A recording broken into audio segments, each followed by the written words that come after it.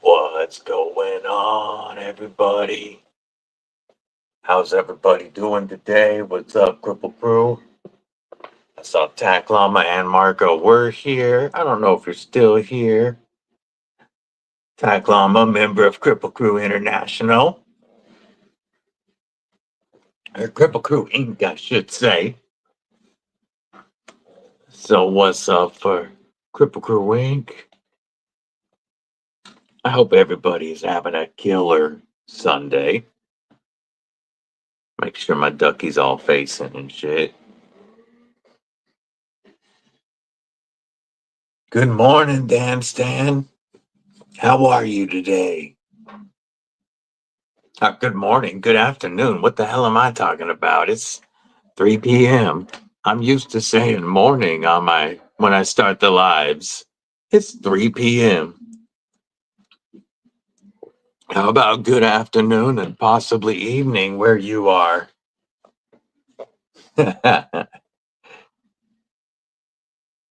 What's everybody up to today? Haven't slept. So now you just in that zone, needed something to do, and now you ain't gonna sleep.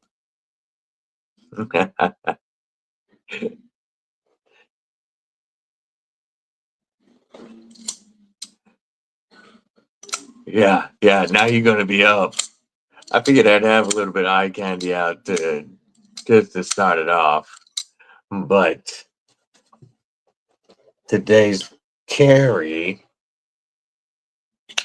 gotta have. Yeah, I meant to schedule it for 14:45, not 16:45.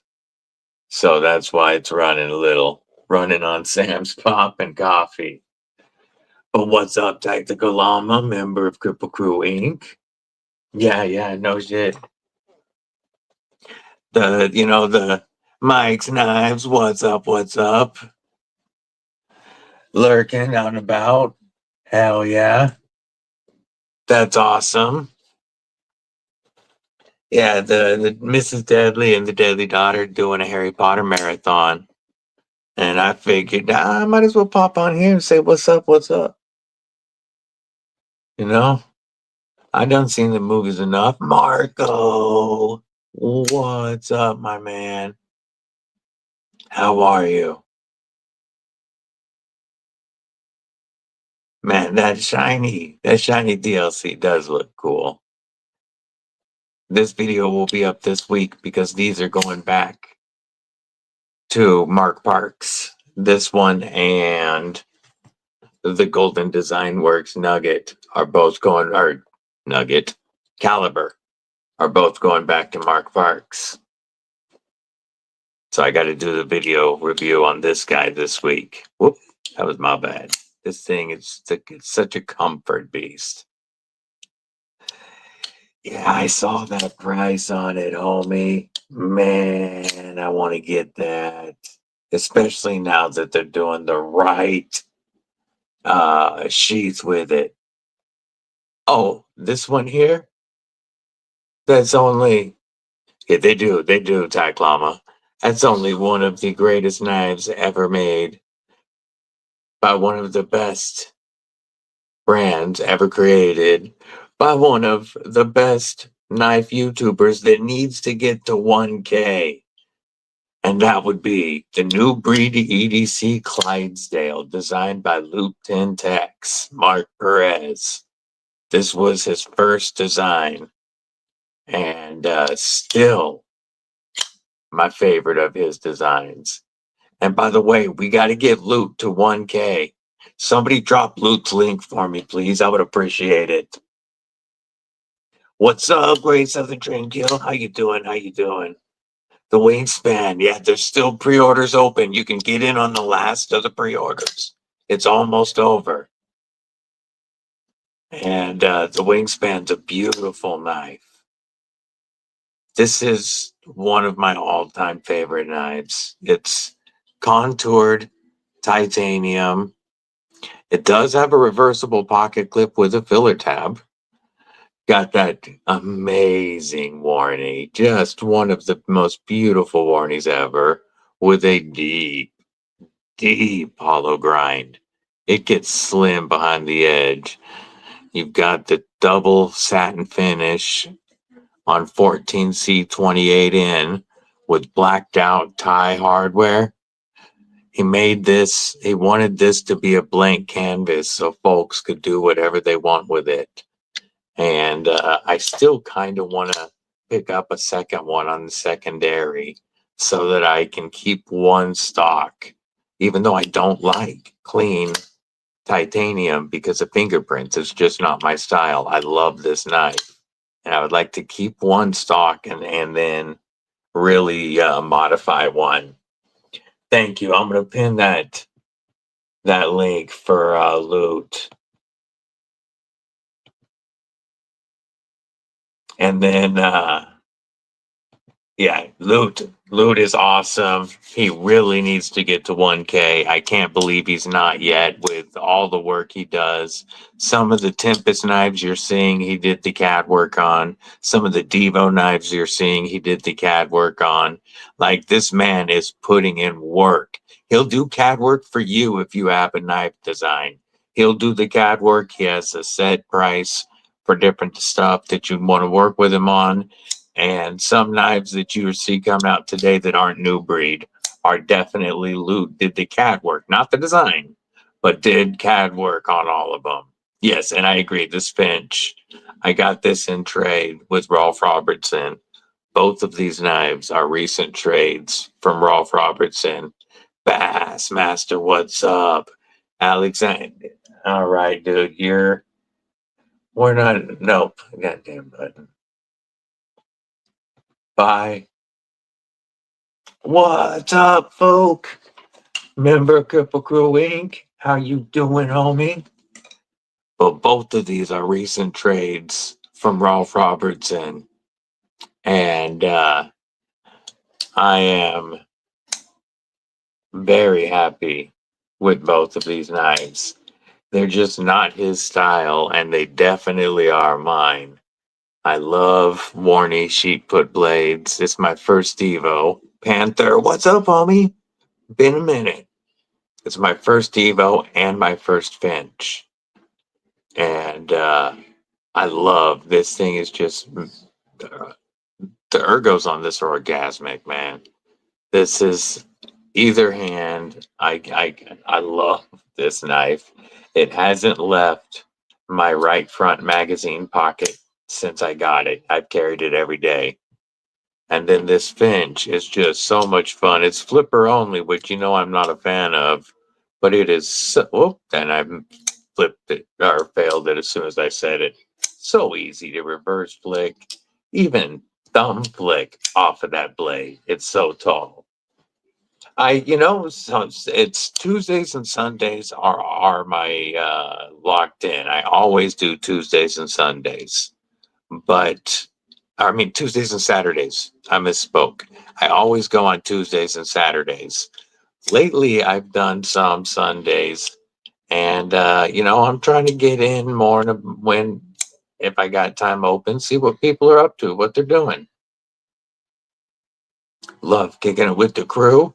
I'm so appreciative for y'all getting me to 1K. That's crazy.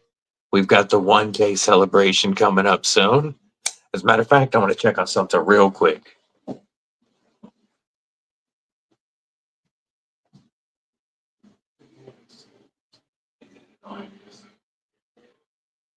First Saturday of it's not the one right after Thanksgiving. It's Saturday.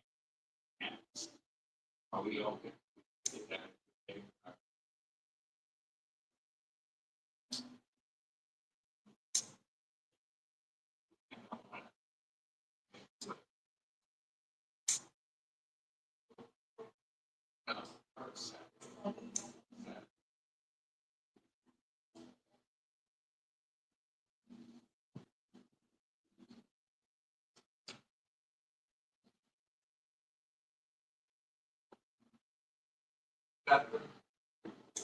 Okay.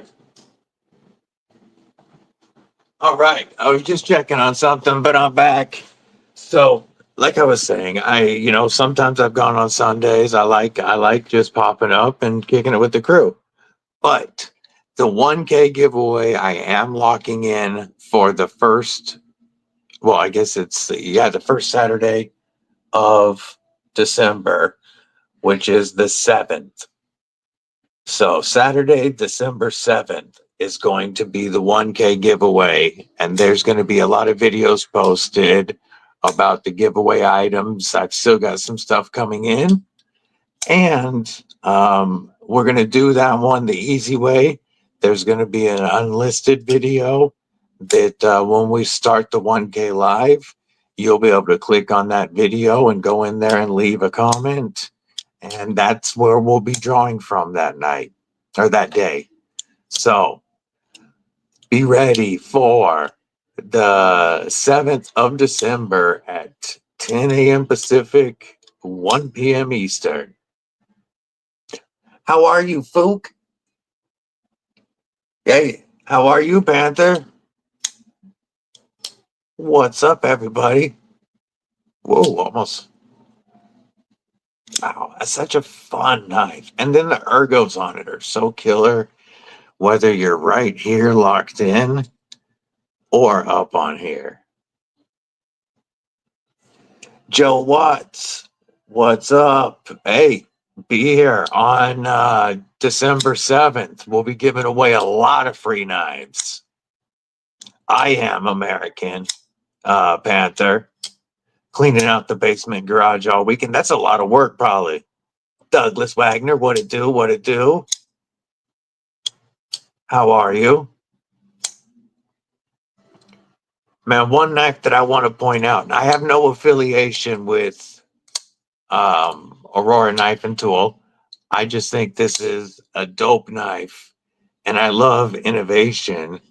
I love button locks because they're the easiest for my hands to manipulate, and I like something that's stronger than a regular button lock. And also, having a bigger button is even easier. It means I can grab this thing with gloves so easy. And this roundhouse lock is fantastic. It's a fidgety knife. Very, very fidgety. Beautiful compound grind. And I bring it up because the pre-orders are live. I don't have any affiliation with them, but I think it's a dope knife. It's $195 or $199 pre-order, and then they have. Let me get the other one out of the case. You're British, gotcha. Yeah, Thanksgiving is a really big one for us. Thanksgiving is a huge American holiday, like parades and shit. What's up? Mick Ranger, member of Kripple Krew Inc. Todd Carr, what's going on, homie? How you doing? This is it. It utilizes a liner lock, and the liner is pushed aside. This has a large coil spring in here, and the liner is pushed. See if I can get this to focus. There we go. Pushed aside by that button. So the reason it feels so good on all of your deployments is there's a real detent. So there's a detent for every deployment. Every deployment feels amazing. Broke ass, what it do, homie? How are you today? And then they have the dark truffles, which I prefer. And this has the Timascus upgrade kit that you could pick up for an extra 99 bucks. That if I was to buy it, do the pre-order, I definitely would. It gets you the oil slick backspacer or pocket clip. The Timascus backspacer is beautiful if I can get it to actually focus. Come on, lights. What if we use a flashlight? Mick Ranger and Homer Feltz. What's going on, guys? Homer Feltz is another member of Kripple Krew Inc. See if we can get some this oil slick Timascus. I need better lights. I know that. Hold on. Anyway, it's a beautiful Damascus backspacer, just like that pivot collar. See, that'll focus. What if we try this? It's just with that dark, it's really hard for it to pick up the Damascus as well back there. But it looks beautiful. Jay Corscotton, what's up? Another member of Kripple Krew Inc. Clint Crosby, James Kirkpatrick, what's going on? And welcome. Ed Durbin, another member of Kripple Krew Inc. Edwards. So I'm just going to mention that those pre-orders are live at meettruffles.com. And he said that they would be delivered by Christmas if pre-ordered today. Again, no affiliation with them. I just think the roundhouse lock is dope. I think $199 is a fair price for what you're getting. And I also think $99 is a fair price for the Damascus kit. So if you're looking to treat yourself for somebody, that pre-order is live.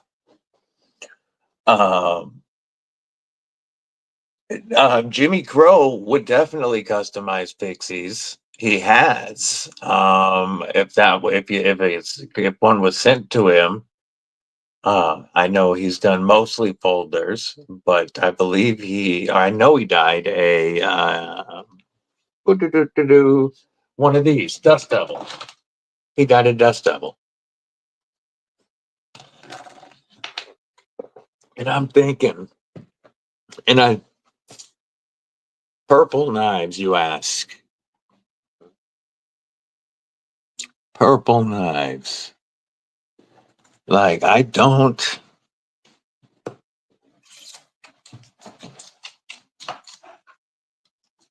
guess.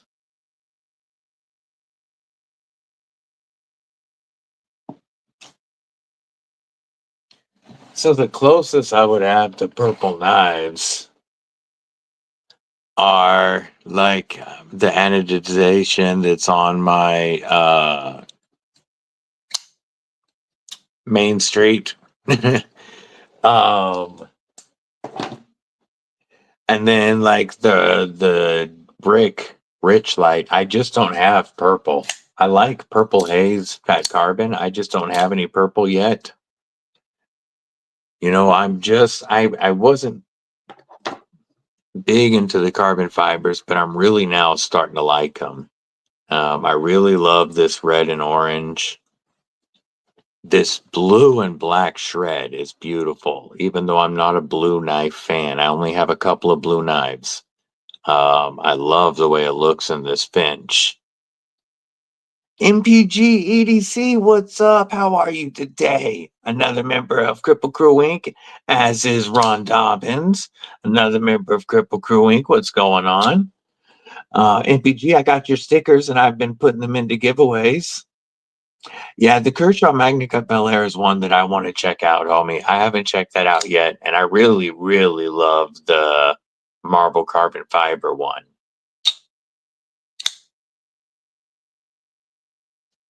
But, pardon me. How is everybody's Sunday going? You know what? These are bugging me. They're not facing the same way right now. There we go. NFK, what's up? What's up? How are you, homie? Good to see you. All right, good to see you, Panther. Have a good one, man. If we don't see you before then, have a happy Thanksgiving. I got Bluminati stickers out today because I gotta give Blue a mad shout out. Bluminati, he wasn't the tactical llama. Tac Llama EDC coming through with the $2 super chat. And look at those badass emojis with the SpaceX butthole rocket fuel. Thank you, Tactical Llama. I appreciate that, homie. I was just giving some shout outs because of everybody that really blew my mind and went crazy yesterday helping out. It was insane. And I can't thank everybody enough. How's little man doing? Are we finished with body training now with MPG? I am. Hope you are as well, Ron.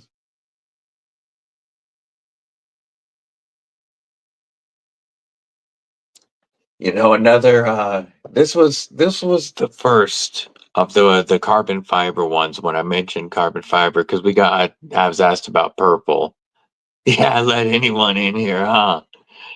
Uh this was my first colored carbon fiber, and it was like my first grail knife that I got. After I started watching Knife Tube and got sucked in, any drop bear variant was a grail to me. And this one dropped down to 120 with the Toxic Storm and the 20 CV, and I had to get it. And so after this, the carbon fibers have definitely started growing on me. Jimmy Crow, what is up, my brother? How are you? Yeah, I really, really like this Toxic Storm. You know, I'm an OD green. I'm a black kind of, on nights. I like blacked out stuff.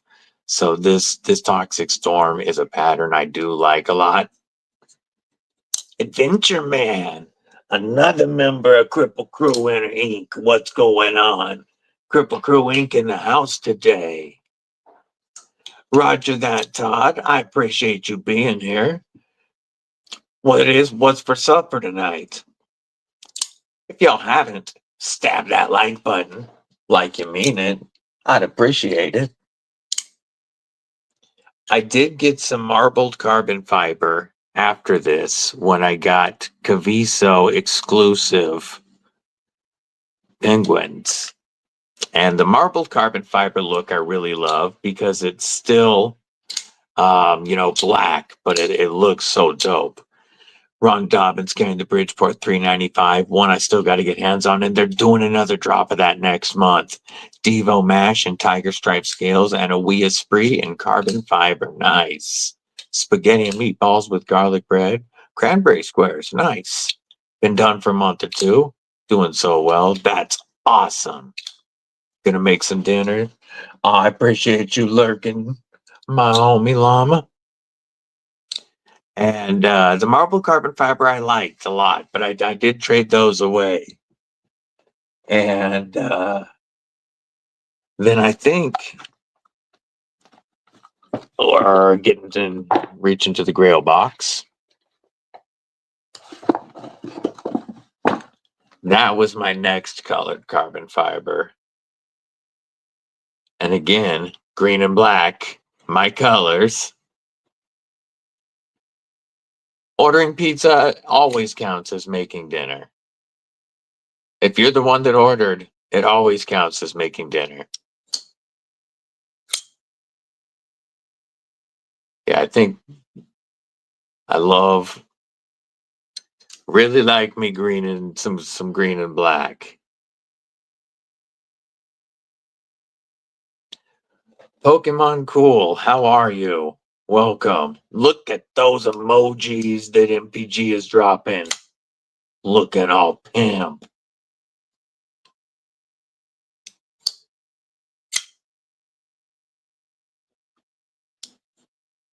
I wonder if I do that, does it post them over here? No, it doesn't. So, snacking on dates right now. All right. Jay Corscott and gifting a membership to Kripple Krew Inc. Look at that. Much appreciated. Gotta grab let's see, gotta grab an American knife for a salute. Reach into the grail box. And who got it? NFK. Welcome to Kripple Krew Inc. Much appreciated, Jay. Thank you.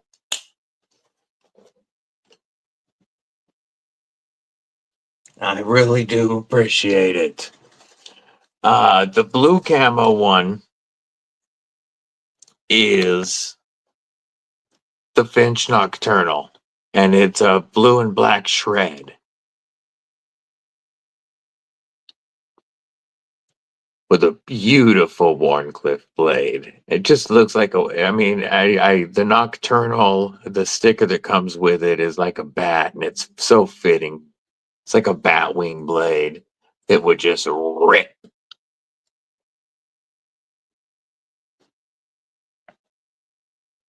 Has anybody picked up anything carrying the Necronaut? Nice. That's such a dope knife. The Element and Elementum. And the ever ready Swiss Army knife. Man, North Mountain Blade, they really are killing it. I probably sound so repetitive by this point, but it's because they've impressed me the most of any of the newer brands that I have messed with this year. From a quality standpoint to aesthetics to the packaging, your unboxing experience, I think their pricing is very fair. And so I probably sound like a damn shill, but the pricing is so fair. And everything that I've got from them has been insanely sharp and is keeping the edges.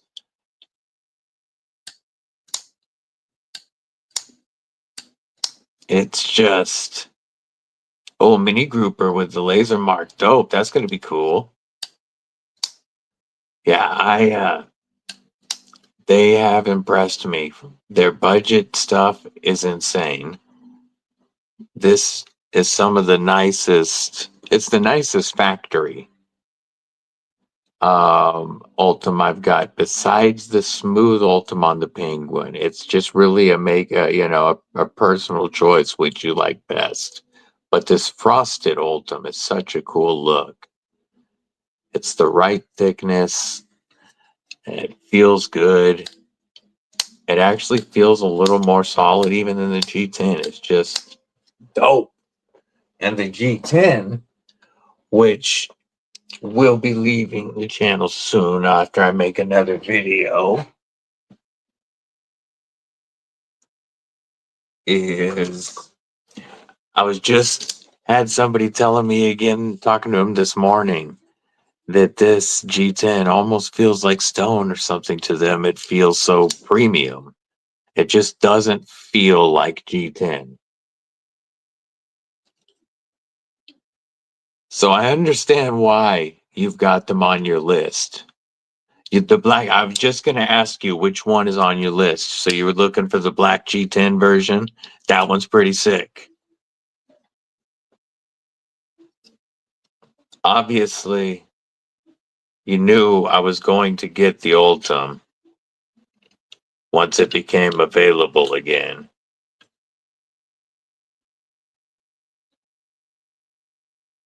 And the G10 impressed me as soon as I got it.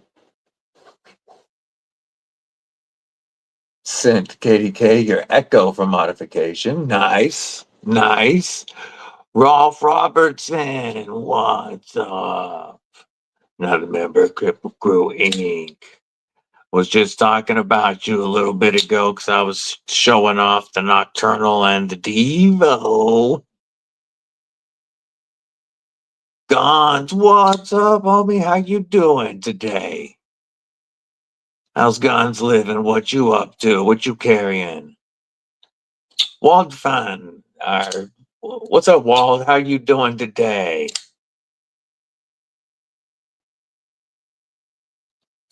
Kripple Krew represent.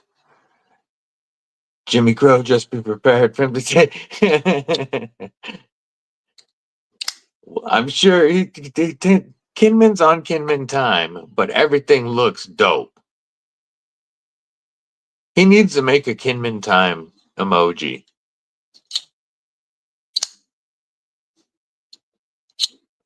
So I don't know if you guys, I appreciate that, Walt. I don't know if y'all caught it yesterday, but after talking with North Mountain Blade, they're going to be adding thumb studs to the Chop 2 series. First, it started off. She got the engineer to throw thumb studs on an Ultim version, and I was like, that's got to be me. I got to get it. You can call that one the DBD. Just joking, of course. And but after she took it to the factory owner, they're throwing thumb studs on all the chop tools. It sounds like. What's up, BNA? So these are going to get even better. Because then you could do a flipper delete if you wanted. There's enough metal there to do a flipper delete and still keep enough for that stop tab or stop pin. But, or you could leave it because it's a great point right here to keep yourself locked in, and it works as a trigger pull. But the thumb studs are going to be dope. I like having an original version just because I know it'll be the OG version, but it's going to be cool to have the new one.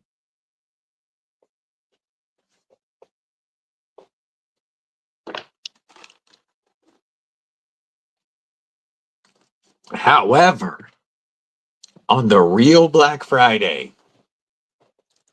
the day after Thanksgiving, there's supposed to be some stupid pricing going on North Mountain Blade.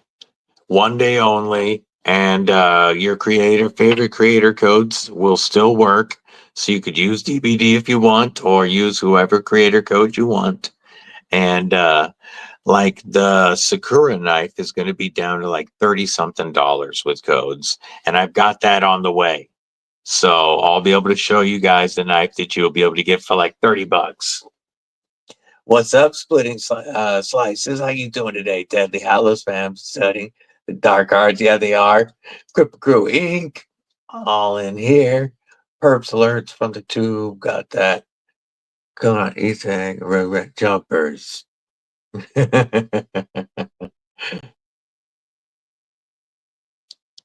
Yeah, I can't wait to see the thumb stud versions.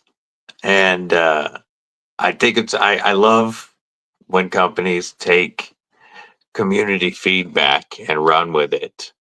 I had talked to them about doing Kydex for the Raccoon Skinner, because I love this knife as an EDC fixie, and I wear it daily now. I pulled it off to shoot today, but I wear this all the time in this sheath from Chris Woden because I like it better than the leather.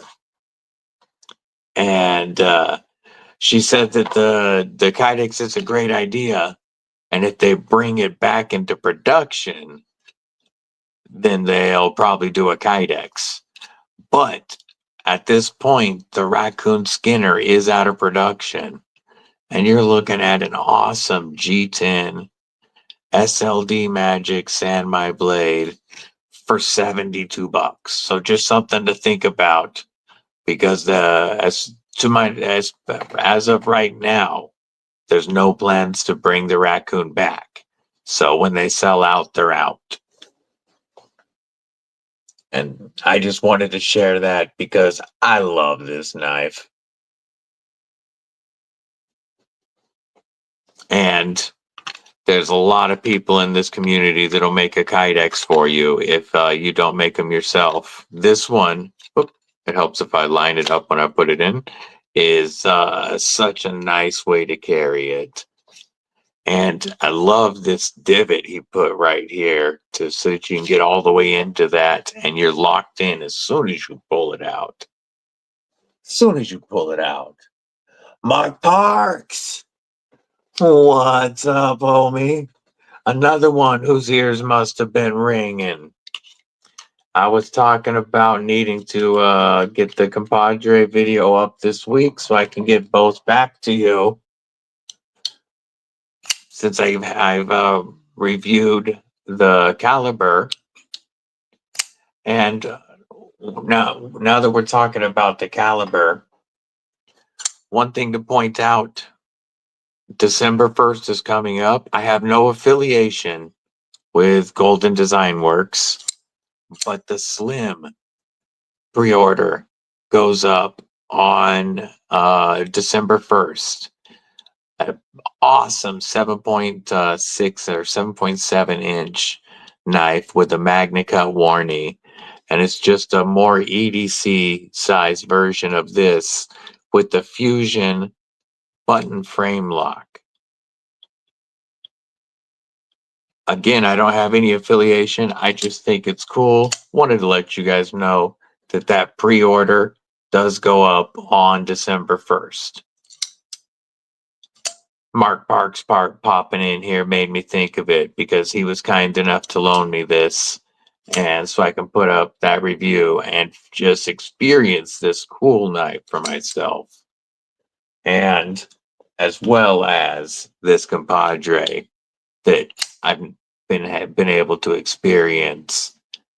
Such a cool knife. I really appreciate Mark Parks loaning these, letting me check these out. This blade is so wicked.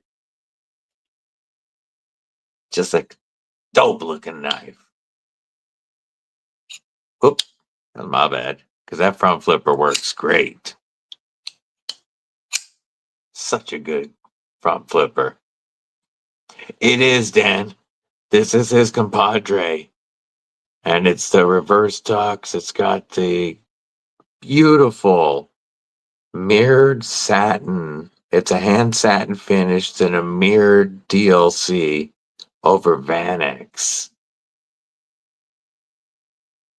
Just a killer knife. And I haven't handled the Padre, but this is the smaller version. And I've got a full 4-finger grip behind the pivot plus jimping for my thumb right here, way back, or that beautiful choke up with a couple of spots for my thumb and a great pinch grip. So I think this is a perfect EDC size. I'm guessing the Padre is a big boy, but this is such a cool EDC size. Ate too much meatloaf and cookies. Yeah, that's a mixture that definitely expands. Yeah, these have been very cool to experience, Mark. I do appreciate it. It's just, and your support, man. I appreciate everybody, but such a dope knife. Does anybody else have? I know Mark also has the Padre. Does anybody else have the Padre or compadre?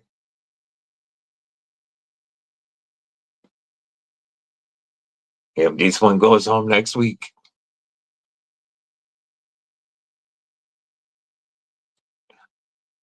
The XLs. Yeah. I want to check out the Stiffy P, the Kunwu Stiffy P fixed blade. It just looks so cool. I like the Pulsar blade, you know, and then that Stiffy P. It just reminds. It's such a cool. Yeah, see the Pulsars. The Pulsar's dope. It has such an awesome looking blade. Which version do you have, MPG?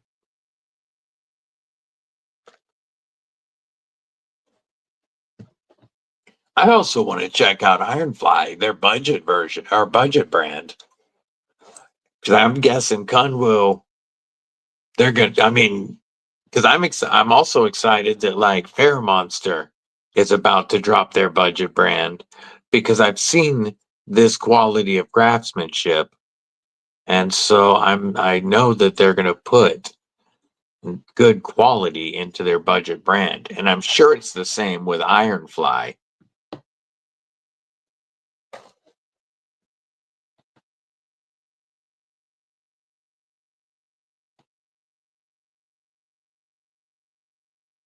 I'm going to see something real quick.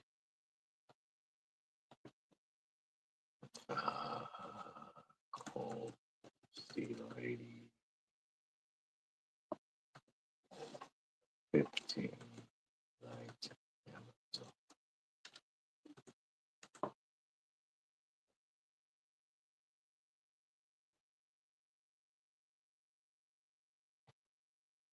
So I'm checking, see if the price is still the same. Yes. Right now on, see, make sure I didn't miss anybody coming in. No. Okay. Livewire after. Awesome. The carbon fiber DLC and LMAX. Ooh. The Sniffy, yeah. The Vanadis 8 sounds like it's awesome steel. Yeah, that Stiffy P looks dope.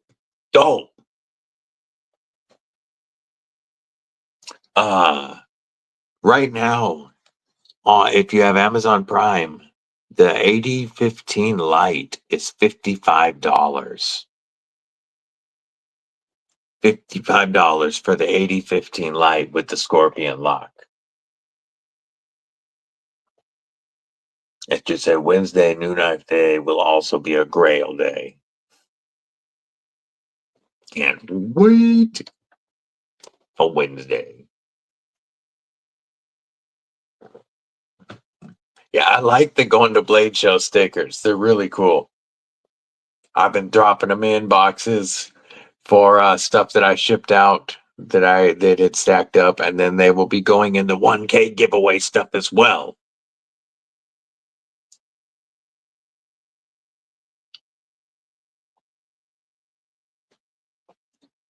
Yeah, I'm gonna we're gonna go Inception for a second. But whoop, yeah, that's what I'm talking about right there. Look at that. Whoop. Black, solid black, cold steel, 8015 Light, and it's $55 right now. I don't know why. Oh, it's because you can do the blister pack, which isn't on sale as much. But the one in a box is on sale for $55 right now.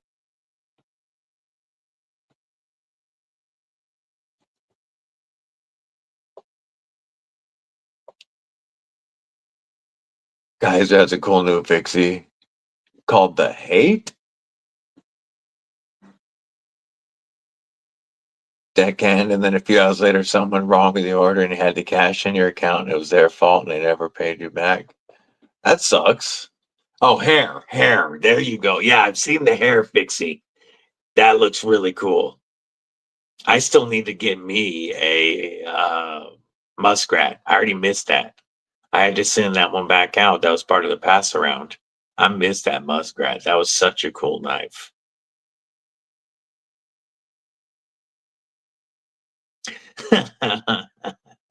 Roger that, Mike. Drive safe, homie.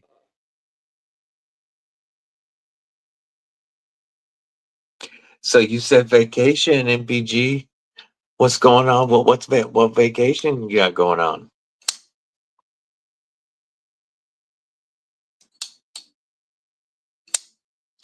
The Serape deckhand. Yes, the Serape deckhand would be a great carry with my Serape Cormorant.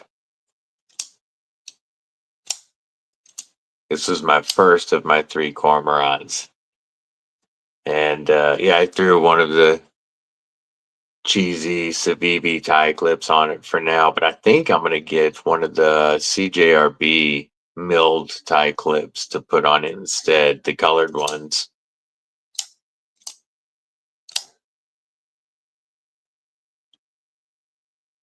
This is such a fun knife, and I would really like to get that Serape deckhand to go as a fixie with it. This is like my first fidget beast button lock. This was also an early grail for my channel. Yeah, I would still be bugging them, NFK. Ordered 4 pyrite lights for 23 each. Oh, that sucks, Jimmy. Christmas white elephant gifting. Doing it on Black Friday. Thanksgiving vacation. Incoming. Oh, so you're going to California. In Tommy, I'm guessing it's California.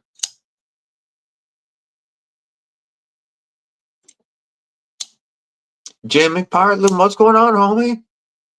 How you doing today?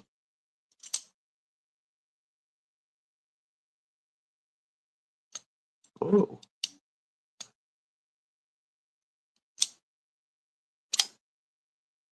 Yeah, the Cormorant's such a fun knife.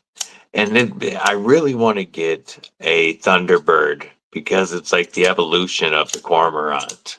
And that Ultim and Elmex Thunderbird is still on White Mountain Knives. And you can get it for like $100 right about, which is a killer price. I can't swing it right now during the holidays. If you sent him the pattern, he would, Dan. Family is here. You're like, is he gonna fly? But it's gonna cost too dang. Yeah, flying is so expensive. We're going to Georgia for Christmas and New Year's. Spend it with the son and daughter-in-law and the daddy granddaughter. Can't wait to spend time with my daddy granddaughter.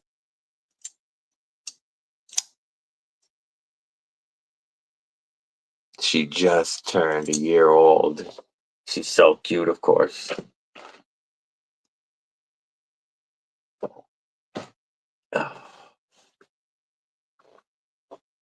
Yeah, if you've got a pattern, if you've got the material with the pattern you like, Dan, he'll do customs.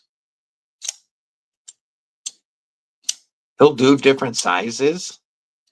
He made a bunch of small ones for G-Ball, and I think I'm gonna have him make some smaller ones for me. I'm gonna commission some of those because I liked them. Ouch. Man, they really gouge you around the holidays. Air flight has gotten so ridiculous these last few years.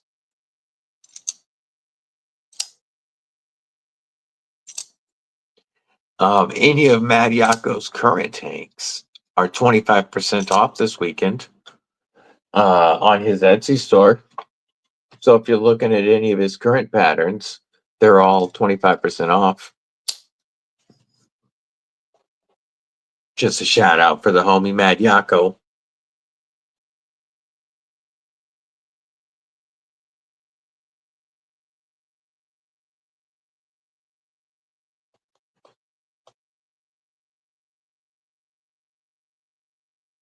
What part of California do you have to go to?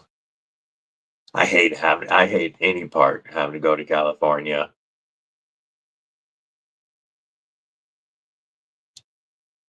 I'm sure you can. I'm sure you could find it pretty easy if you Googled it. You could probably pick some up off of Amazon, and that way other than NFK's experience, that way you'd at least have some protection buying it.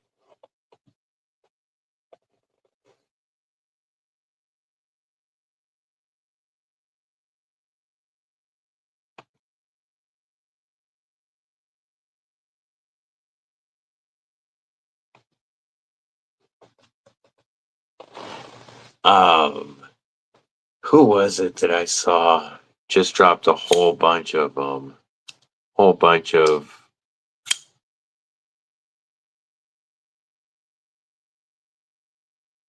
oh, Hanks by Shank. What does she call hers? Drove to California Friday. Yeah, ew. Dang, Ross. Yeah, yeah. Welcome to the channel. I'm your host, EDC with DVD.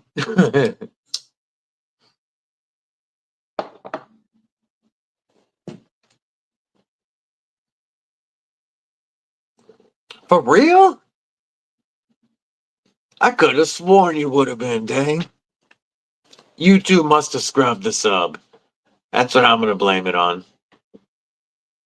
That's definitely what I'm going to blame it on. You probably subbed and YouTube, screwed it over. Oh, you know what? I can do a banner. I think I'm going to do that. It's just beautiful. I sold a few knives. You're going to go nuts. What are you looking at getting? Anything really dope you've got your eye on? How do I do? I just want to do a banner. I don't want an example banner. I'm on my own. Here we go.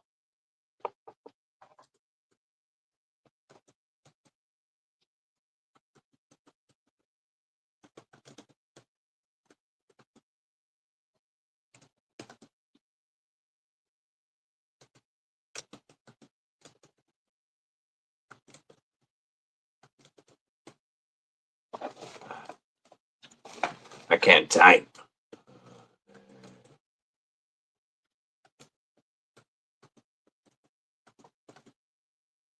Well, 7, 4.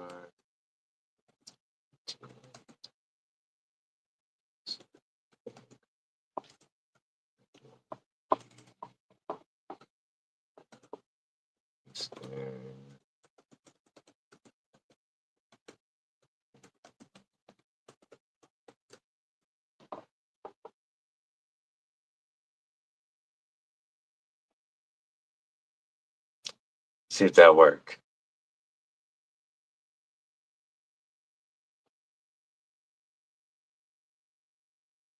I wanted it to like do the bottom thing. Let's do the bottom thing. That sounds weird. Do the ticker.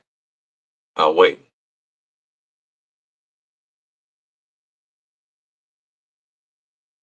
there anything I can do?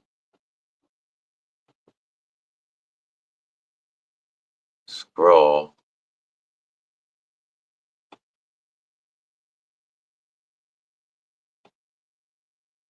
Did that work? Looks like it. Is it scrolling? It might not be scrolling. Let's see. I don't think it's scrolling. Oh well. 1931 Leatherworks, what's up, homie? And Rhodey, both members of Kripple Krew Inc. I have a pry bar all the time. Pry bar that's on me daily is my O Pry Pro. It's also got a little T6 T8 that comes in very handy, a good bottle opener, and a whistle, which with a voice like mine that goes in and out is very handy to have a whistle. Right in the ticker. Is it scrolling for you guys at all? Or is it just showing up on there?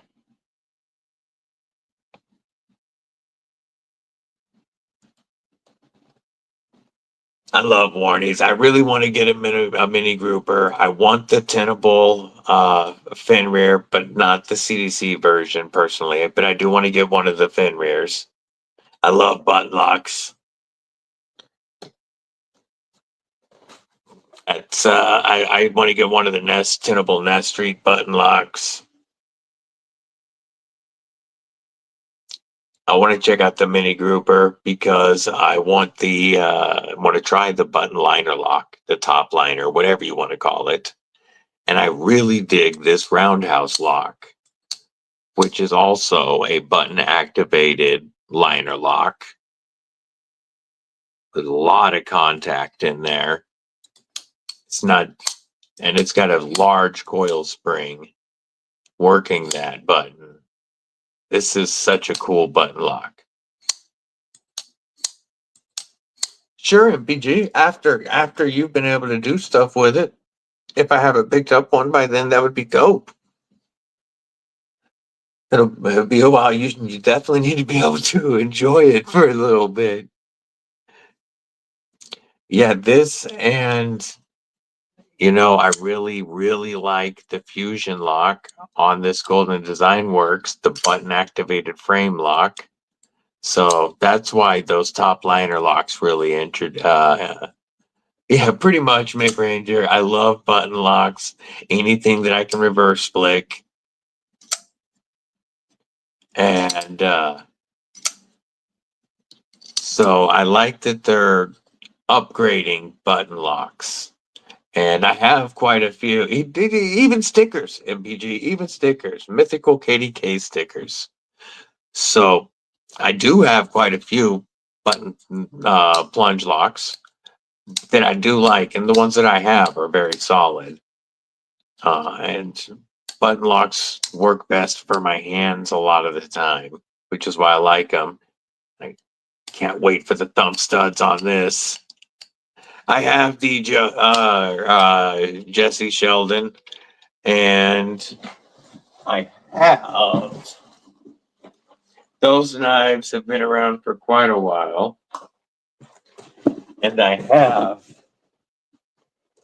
this one right here that was a gift from the Deadly Daughter. My motorcycle club is wolf related. So she got the one with the wolf, the tortoiseshell handle because it was closest to like gold. And then our one of our mottos, if I can get it to focus. There we go. SYLLT. Support your local Lobos Toxical. This was a gift from the Deadly Daughter. And it's my one and only Dijo. And I've got the leather slip for it. And this is definitely one of my dress knives, like when I'm in a suit. What's up, Brian White? How you doing? Yeah, Milwaukee already perfected the button lock. Brian White, another member of Kripple Krew Inc. Probably even a surprise to you. Picked up a Dijo with the succubus marking. Nice. Auction and cheap. Oh yeah, this is definitely forever keeper. This is I love carrying this, especially on dress occasions. And I mean, I carried this quite a bit riding. So this has been through some weather. I keep it clean. This has been my steak knife in some places. I definitely clean up my Dijo. I love this knife. This was the first, I think the first knife that the Deadly Daughter really put a lot of thought into and chose herself for me.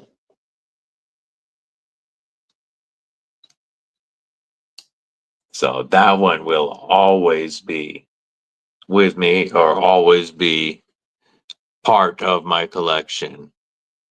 And they are a slick little knife the way that they do them.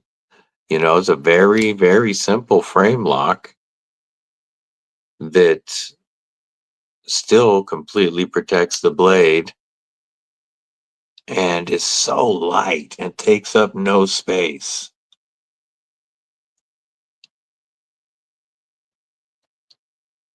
They're a cool little knife for sure. Definitely a dressy knife, a date night, not a hard use knife. But that's what the 3V Tonto 8020.5 that she got me is for. That's the hard use knife. All right, Jimmy Crow, have a good one, homie.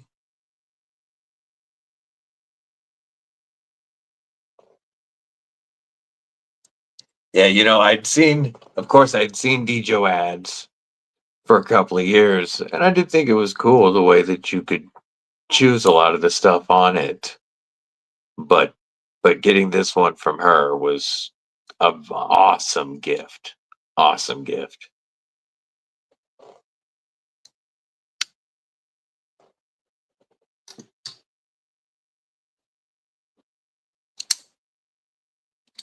And then These were last year Christmas from the Deadly Daughter.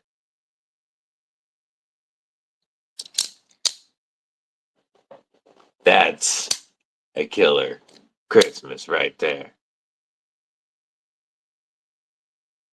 Olight Baton 3 Premium for $53 with the charging case. That is a good deal. You know, it's like that $99 knife.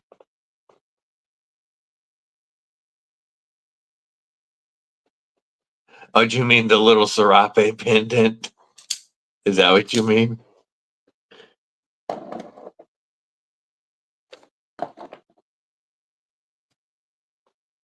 It's funny. You know, the serapes all come with the rule number 9 pendant and a lanyard bead that match the knife. But the Cormorant does not have a very good spot for a lanyard at all. Like, there's no lanyard spot. And even this back standoff, if you were to put one there, you'd have to go very, very tight with micro cord because the blade is very close to it.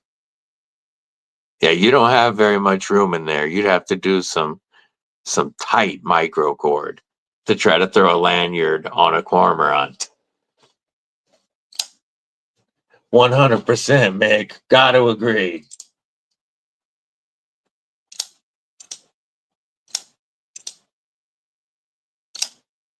Welcome, Pineapple. That would be an interesting fight, especially if you put it on pay-per-view. I think people would watch.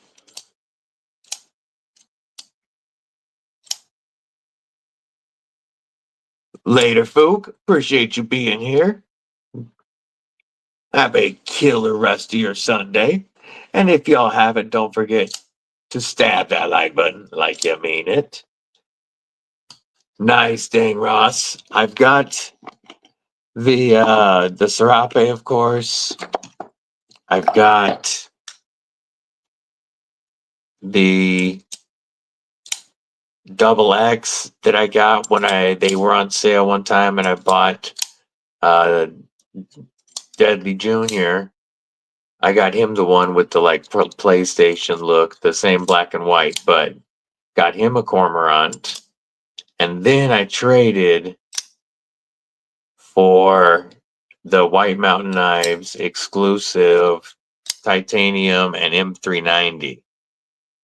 I got this one on, the guy was selling it on Blade Binge and was open to trades. And I got this on Blade Binge.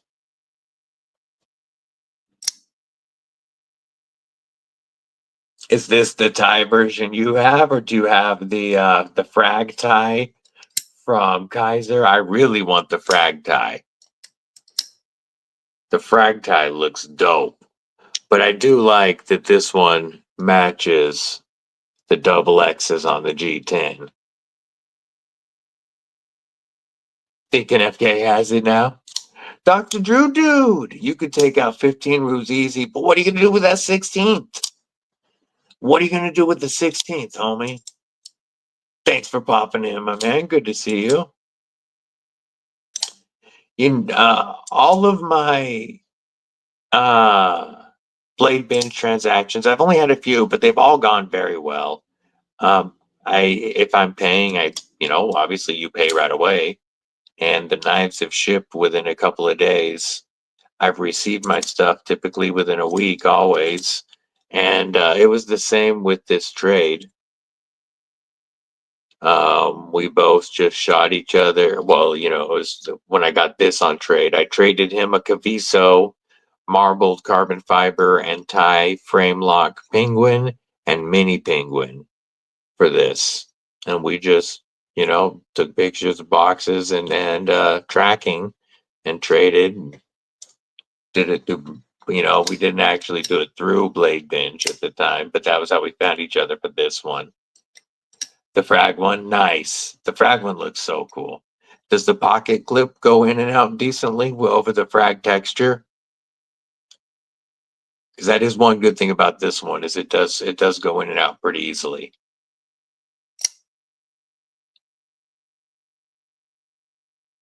I want White Mountain Knives to bring back the XL. I really want a Cormorant XL. And I want the Micarta 3V. From Jane Ross, your twin. Marco, change it back to normal time. Yeah, so that you're going in what, 3.5 hours? MBG?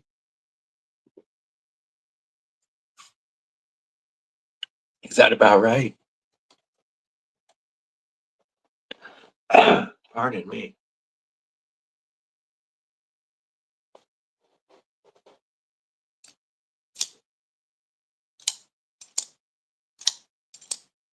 Eight PM Mountain. Okay, so 2 hours. Roger that, roger that. Textured on the clip, but the frag pattern's pretty smooth. Nice. The Miguron Keurigs do look awesome. I haven't checked out any Miguron yet. 7% Pacific. Okay, cool. You're right. I was way off. So it's 3 hours. Cool beans. It can be. That's the one thing that feels like this one would be, because you've got a very tight short clip and then this awesome beautiful diamond texture right at the lock relief cutout. So this one feels like it could really shred pants like stock 80/20.5s do with the stock clip. These, whether it's the FRN or the G10, they shred your pants. But a Lynch clip makes all the difference in the world. Yeah, but it'd be worth it to have a McNeese. I'd like to see Miguron do some button locks with either studs or thumb holes. I'm a good with the thumb hole. What up, little man? How you doing, Tiger Claw? But yeah, there's quite a few Miguron models I'd like to check out. They look like they do really enough. There's so many to check out that it's just there's no way to keep up. Which pulse are you trying to move, Mick?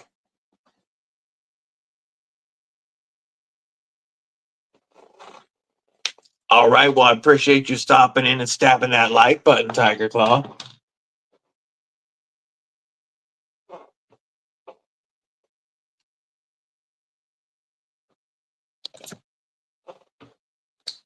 Probably dinner time for you.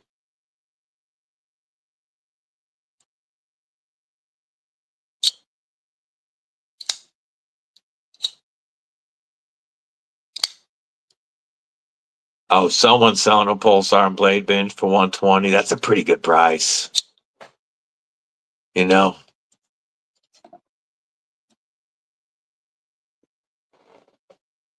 Yeah, that it really is a good deal.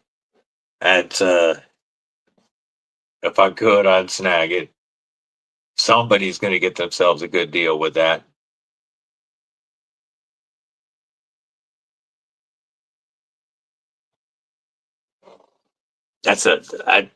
Yeah, somebody's gonna get a damn good deal with that.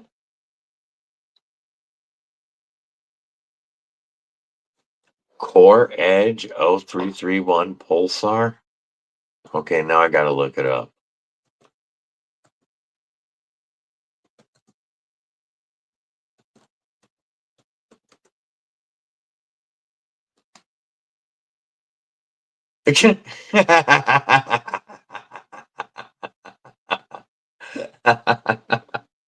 That is Core Edge Ulti, but that pulls up a Chevy chip system. Oh, now I see the knife. Ooh, those scales look really comfortable.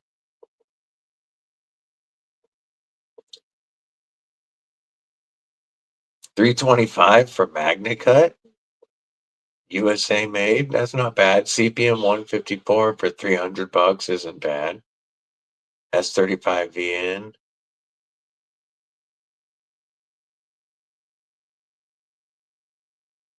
I really like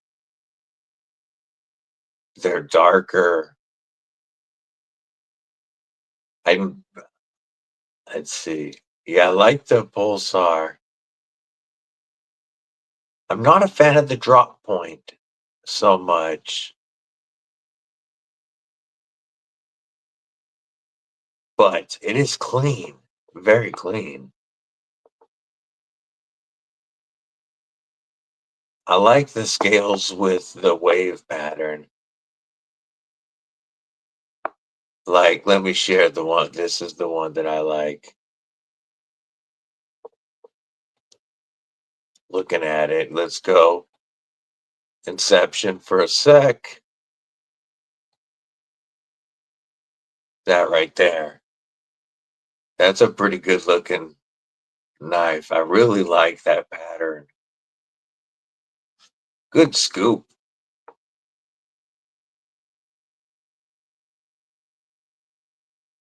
And then, like, they also have S35VN with more of a smooth pattern. Or not pattern, but smooth handles. Some jimping up at the top. Oh, go back. Where's the red?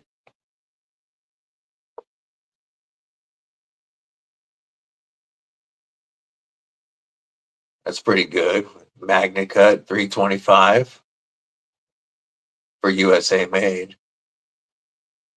But that one's pretty cool looking. CPM 154.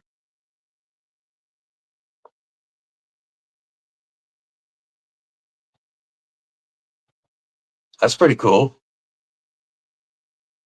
I see some, and they have definitely have a bunch of different steels.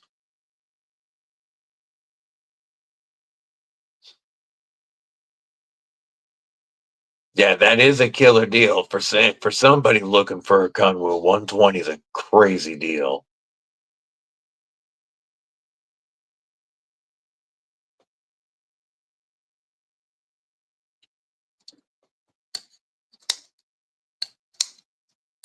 Yeah, some really high end models. Those production models look pretty good. I like the milled aluminum quite a bit. There's quite a bit of competition growing in that I mean, in all the markets, but the OTF seems to be rapidly expanding right now.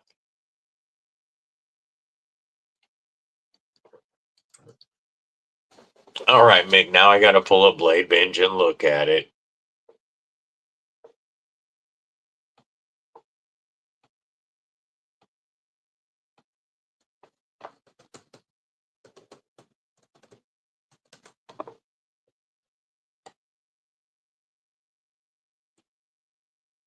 Oh, that Hanson Warney XL dark mode is really cool looking.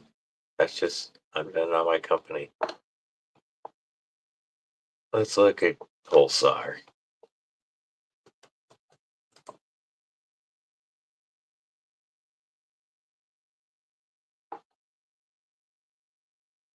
No cut, no carry. Pull that up.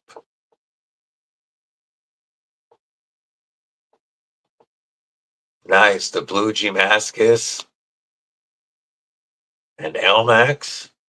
Yay, yay, yay.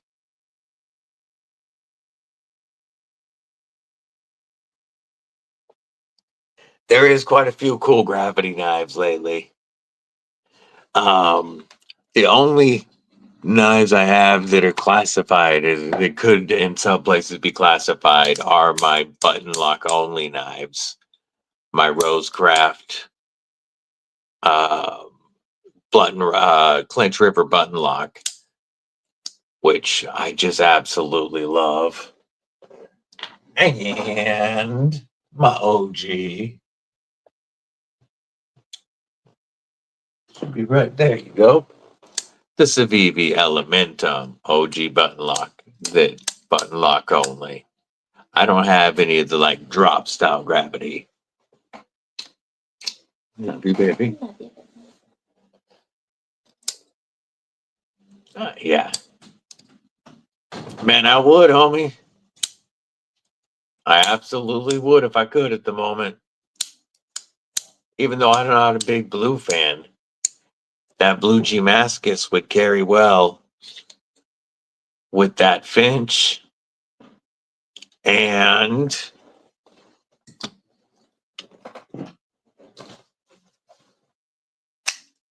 the Flavorist.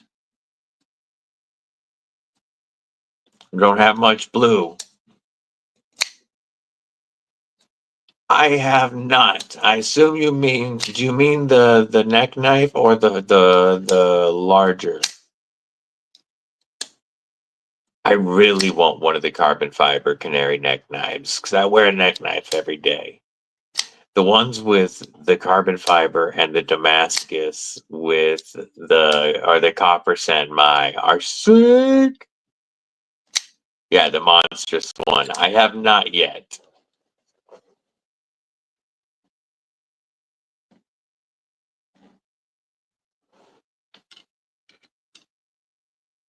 You know, I'm not going to do that over somebody else's knife.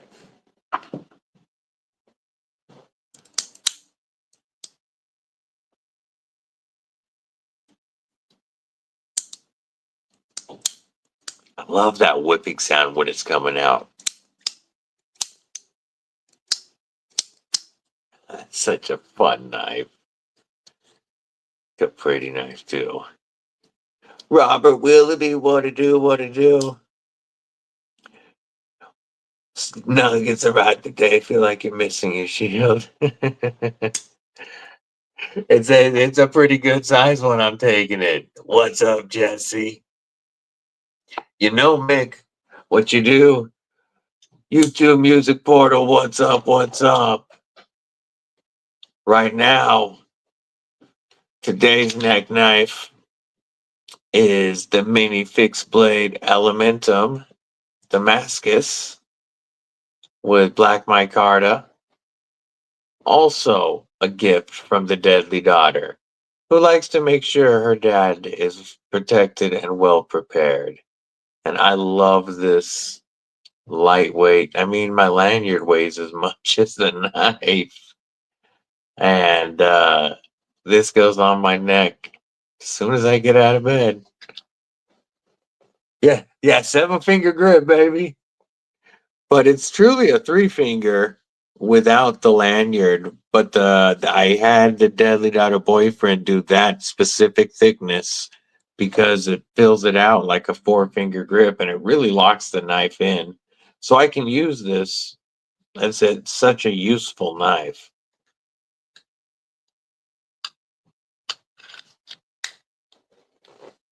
And Mick, instead of waiting for the thumb stud, what you do is you get an OG version with the amazing flipper action anyway. And then next year, you buy yourself a thumb stud version. And then you have the OG and the DBD. Well, I mean, the thumb stud version. Everybody likes when I whip it out. 7. That one's the 7-finger grip. Yeah. It's almost a bastard sword. Cricket Spew is a great knife. I carried a Cricket Spew scout carry instead of on my neck. I carried that thing scout carry for over a year, and everywhere I rode. And then that one I gifted away, and I'll probably get another Spew at some point because it's a cool knife. I do as well, Todd Carr, but I don't mind my neck knife not having a full 4-finger grip. My other knives, I prefer, even my small knives, I prefer to be like the Baby Banter or the Lil Native, something that gives me a full 4-finger grip. I love a small blade with a full 4-finger grip.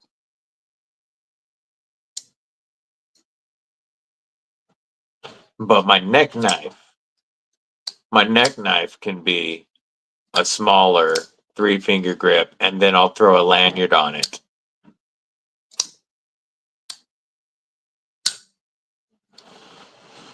Did I miss somebody?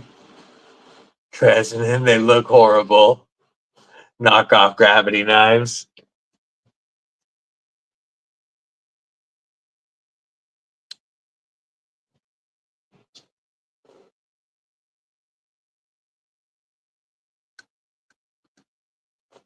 How are you, Todd?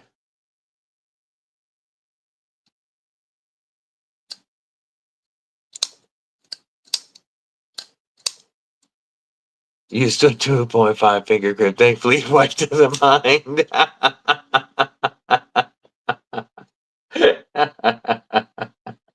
Nice, Terry.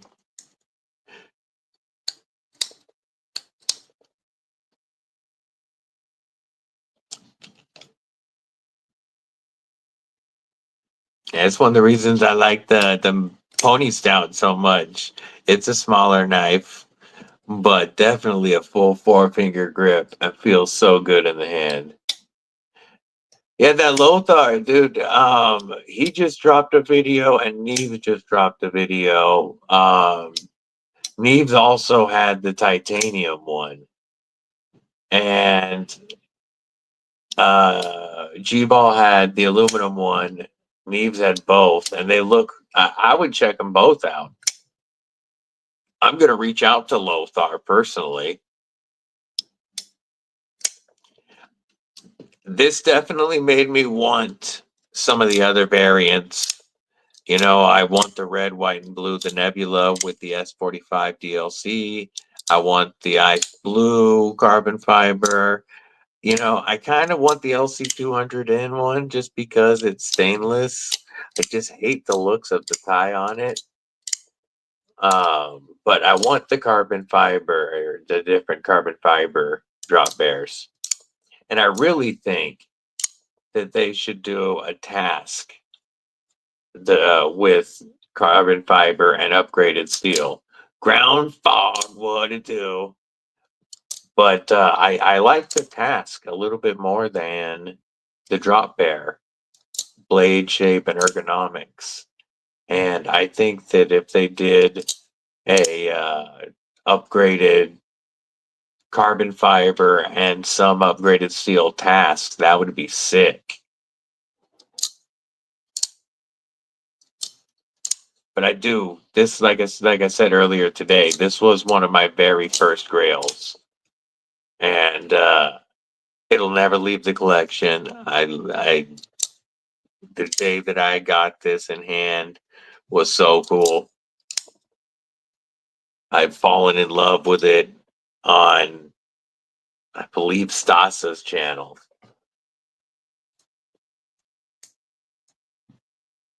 Yeah, that's the main reason I really haven't checked out F and Grow. They look like they make decent budget, but there's so many good, decent budget brands that I'm just not checking out. Clone brands.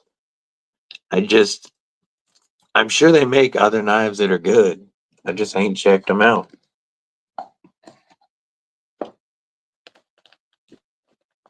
I want the Baby Banter Fixie really badly because I would dig that as a pocket fixie, a right-hand pocket carry.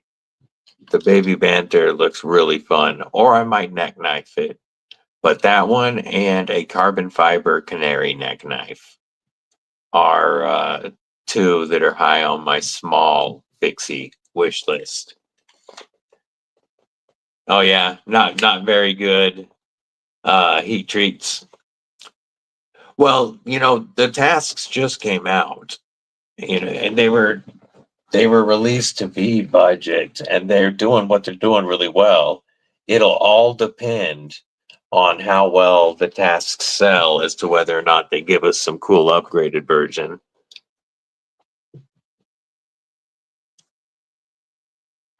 and how much we ask for it.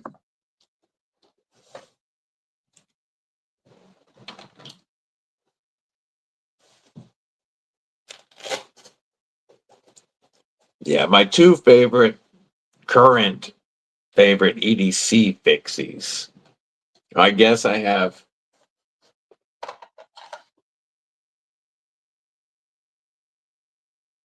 three.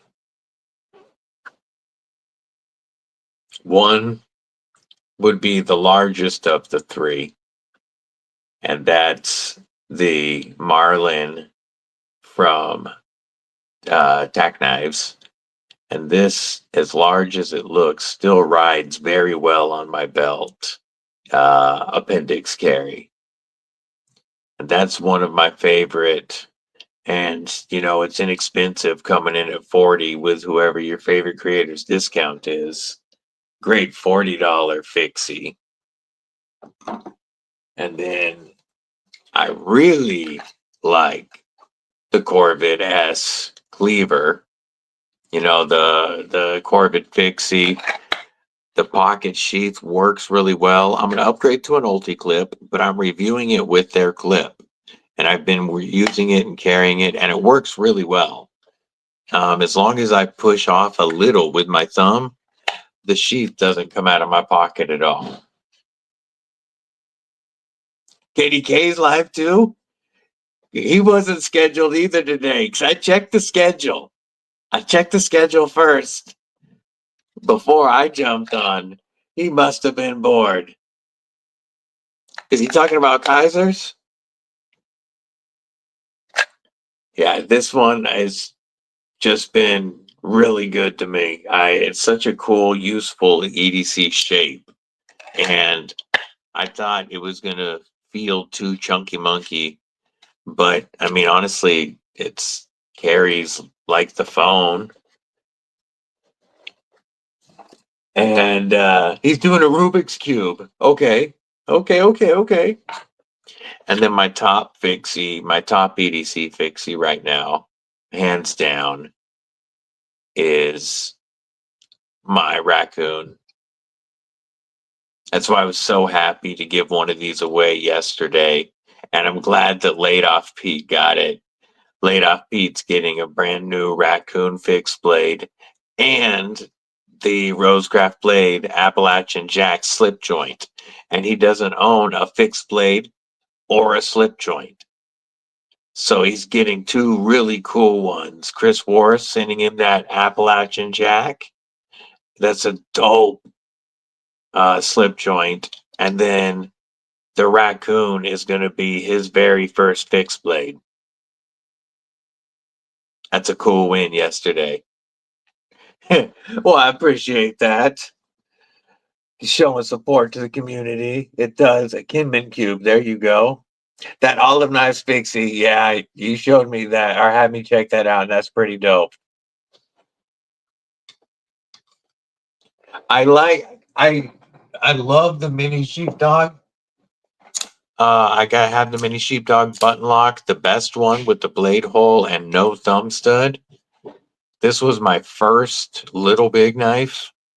4-finger grip on a smaller knife. That's what really made me love it. Damn, I can see. I'm not surprised Kinman can do that. This was my first knife I learned to reverse flick on. And I really want the full-size sheepdog. The XL is cool, but I want the full size because I would carry it. I really want the Nebula crossbar lock full size. I wish they did a button lock full size, but I'll take the crossbar. But this would make a cool little fixed blade. This exact size, I would rock this. That'd be a great little fixie.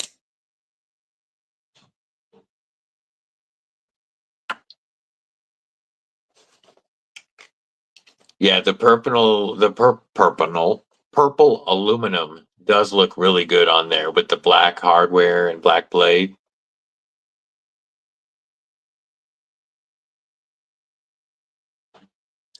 Yeah, for an EDC fixie, I really like something that's just barely a 4-finger grip. And this fits that, but this with the Contour G10 just fills the hand out very well. And then that jimping locks you in, and it just feels so good. Or great pinch knife. So this has been my top. You have the mini and XL, nice. You got the purple aluminum for 60, nice. That's such a great deal. This has been my top fixie lately. Definitely my most carried fixie. And it competes with this one for the sharpest fixies I've received out of box. The SLD Magic on this is laser sharp, but the D2 on the Marlin came so screaming sharp. Denim micarta, blackwash blade, nice.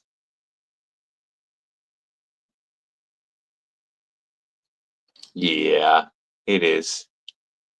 I can't believe these. You can get these for under $75. It's too bad that they're going out of, or that they're out of production right now, and that at the moment they don't have any plans to bring them back. Because I really like these, but when they sell out, they gone.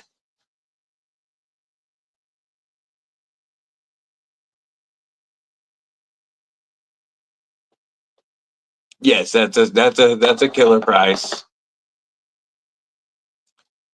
Artisan Sea Snake, that's one that I want to check out.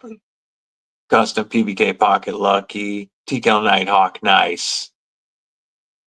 Yeah, there's so many Kaisers, so many. I feel like last year there was so many Civivis I wanted, and this year it's Kaiser. Carrying your mule, hell yeah! Which steel? The mules are ones that I've really thought about checking out, and you can get some nice custom micarta scales, or even send it to somebody like Dylan for the win to get carbon fiber.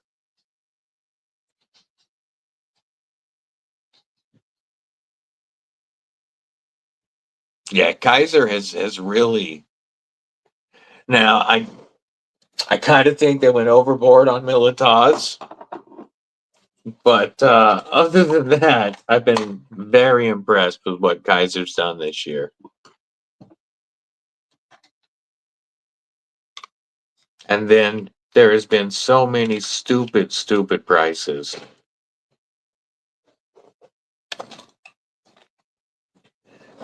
My first knife review on this channel was when Kaiser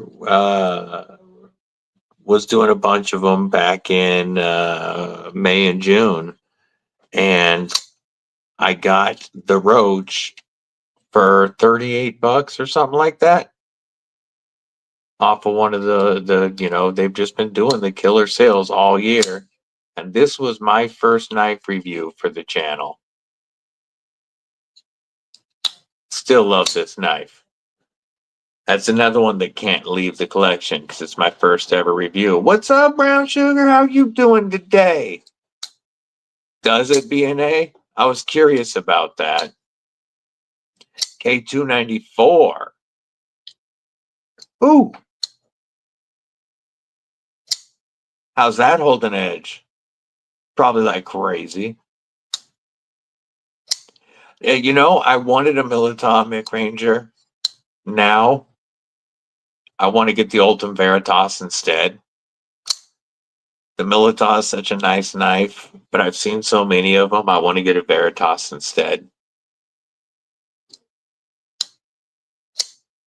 It's good to see you here, sis. Brown Sugar.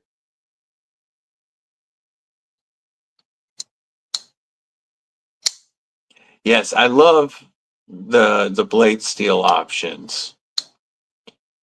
One thing that gets boring to me is titanium and 20 CV every month from We.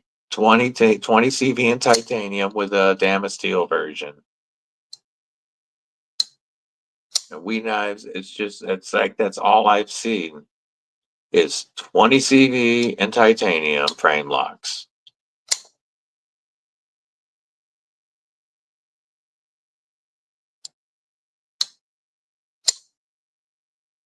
I'm typically whatever the knife I'm using. I'm normally up in the forward choil.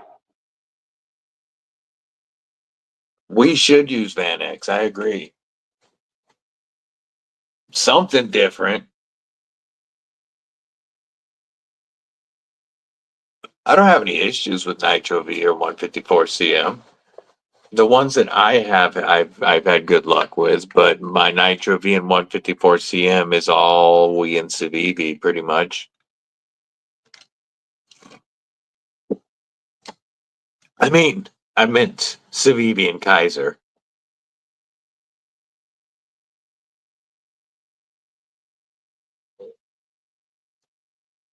Yeah, I've had good luck with 154 CM. I don't have as much of it as I do 14C and D2, but what I do have in 154 CM, I've had good luck with. Blade Shooter G, what's up, homie? I haven't been very excited. Now there was a couple of the Wii button locks, like the Exiton and the Ziphius. I liked those designs. Those ones were kind of cool to me, but not enough to like jump on them.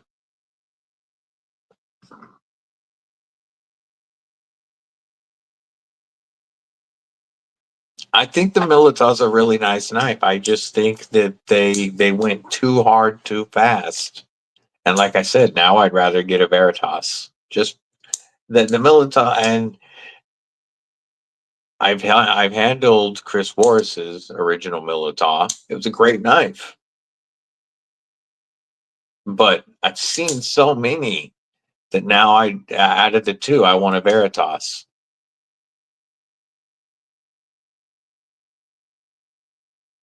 Yeah, my 154 CM is from Kaiser. Except I think I might have one. Is this? No, that's not the one. Yeah, the only non-Kaiser I have is Damn Designs done by Kubi. The rest of my 154 CM is Kaiser.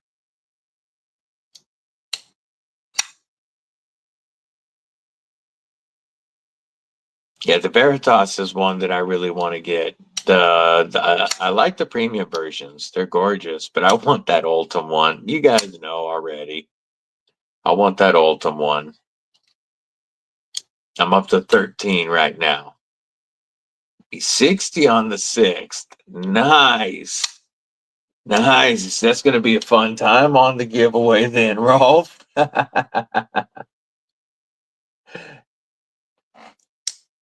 Yeah, heat treatment and then the geometry on the blade. Oh, that sound.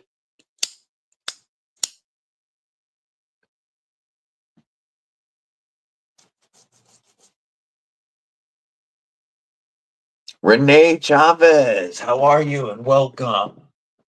Thank you for popping in.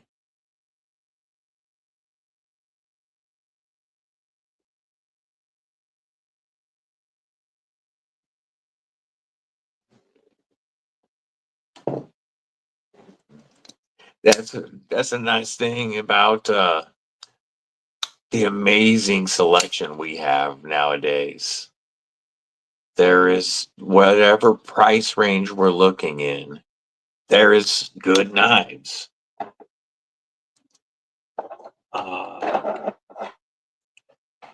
This is legitimately a good $30 knife.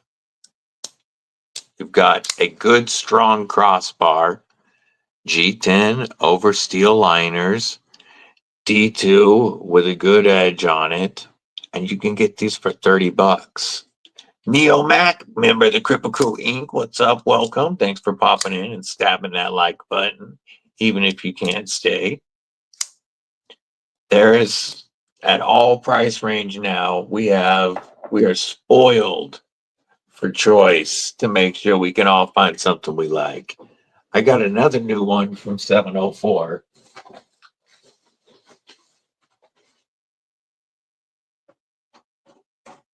That he sent in for the giveaway, along with some dope 704 patches, drop bear, and a cormorant, and a fixie that you won.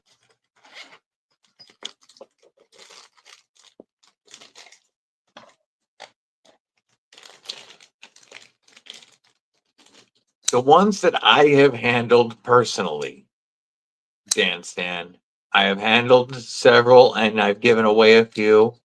The ones that I have handled so far, I have had good luck with. So I can only speak to the ones I've handled. The Smolten 3V, yay. Yeah, it's hard when Christmas is around.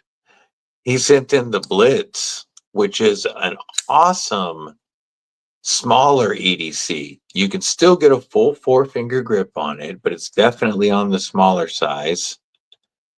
It's got all of them have great action and perfectly centered, reversible, deep carry pocket clips. Nice knives for under 30 bucks. This will be part of the 1K giveaway. They are, for the price that they're coming in, you know, yes, you're not getting skeletonized liners, so it adds a little bit of weight, but the full steel liners also add strength. So the G10 that I have felt from them so far, all of them, the G10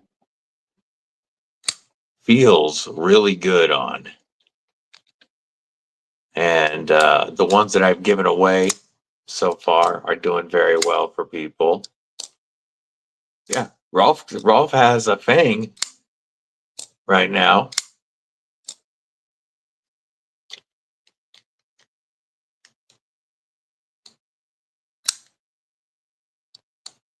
But 30 bucks, that's why it makes it hard for me to mess with companies like you were talking about earlier, F and Grow. I'm sure they have some nice models, but I don't mess. I just haven't messed with clone companies that do clones, because in the price range, there's too much decent knives to look at. Yes, it's definitely very similar sheep's foot shape. War Room EDC. What's up, brother? How are you? Another member, the original member, very first member of Kripple Krew Inc. The OG. How are you doing, Chris? Y'all be prepared. War Room EDC gonna be doing some big things in the not too distant future.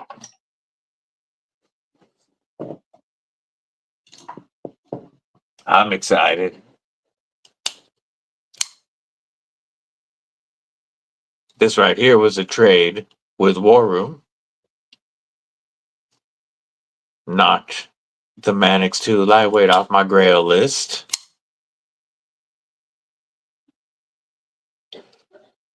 Todd, we probably all could, but none of us can stop. It's decent setup, Chris, at least.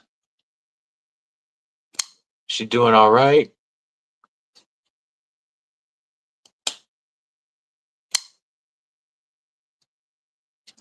Eventually custom scales and a Lynch Northwest clip to come on this awesome Manix.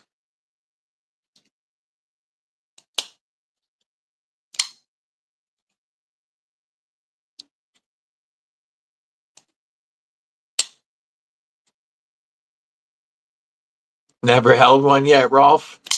You know, I'm like so many others. They were really ugly to me when I saw them, and kept seeing everybody saying, that yeah, but it's for a purpose. They feel great. I bet. I bet. Well, I'm looking forward to new scales on it. That's good, Chris. Oh man, I'm wishing her the best of luck.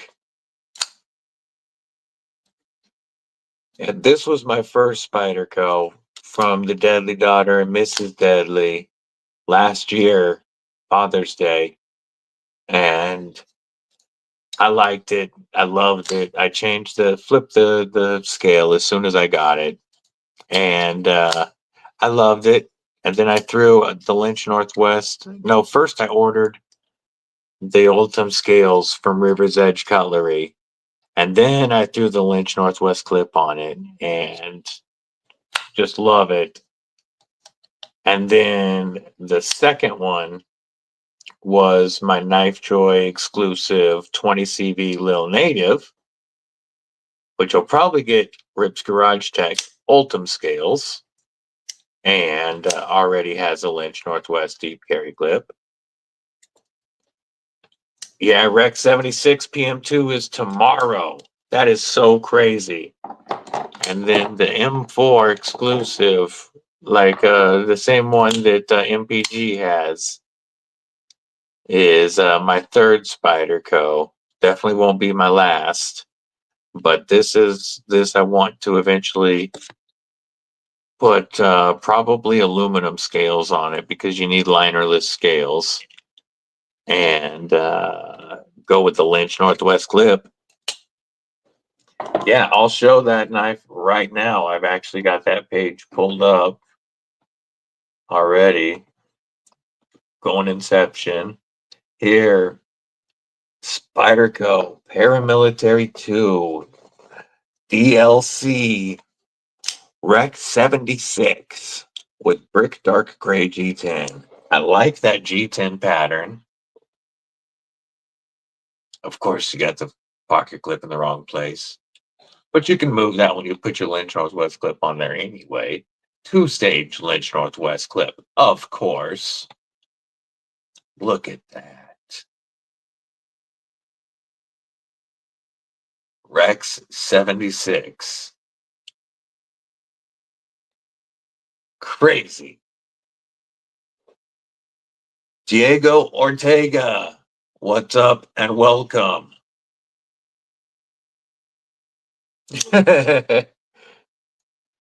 Nice.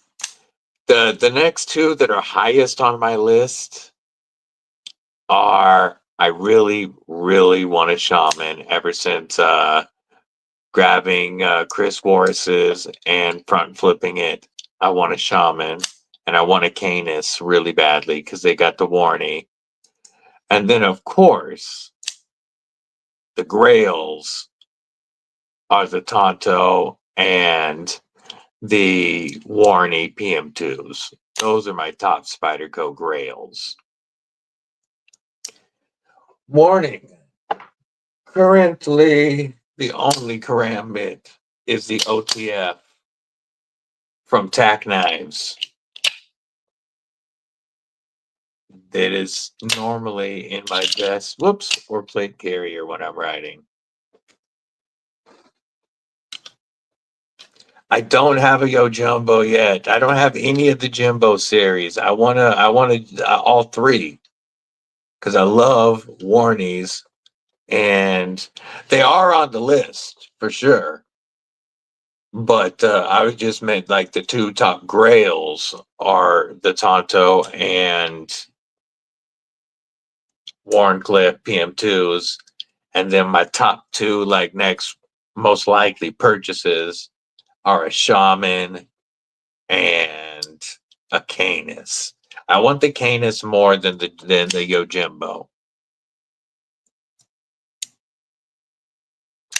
Yeah, no, that's so sick, Chris. He has the drop point, the Tonto, and the warning now. How are you, Mimo? How you been? Now, I got to check out of Yojimbo because I do love warnies and I love the compression lock. I just haven't experienced a Yojimbo yet. The Micro Jimbo looks so cool. Yeah, it does. It really does, MPG.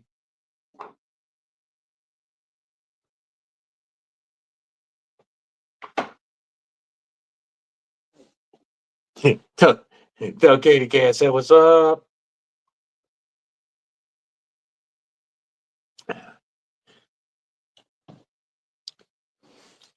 Well, at least it was fixable, Mimo. Right?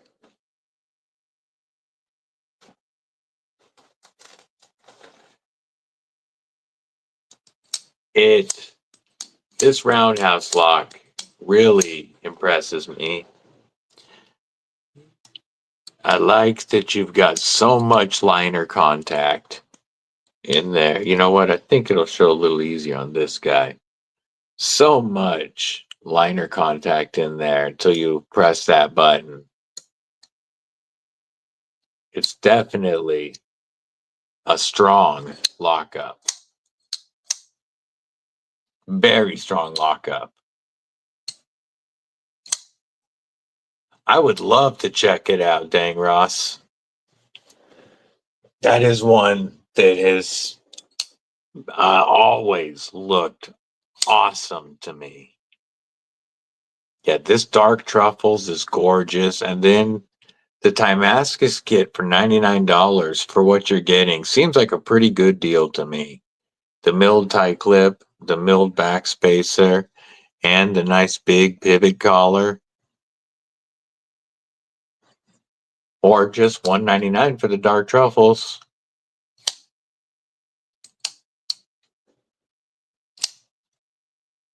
That would be really awesome, Dang Ross. Let me make a note. Do you have Instagram? Dang, yeah, you do, Dang Ross. I can hit you up on Insta, right?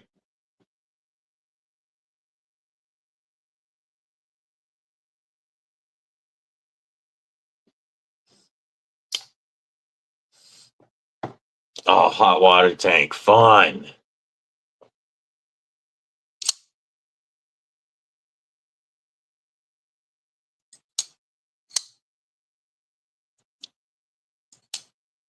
Yeah, I do not have affiliation with Truffles or with Aurora Knife and Tool, but if you can get in on their pre-order right now, I think $199 is definitely a fair knife for what they presented. You've got over 8 inches.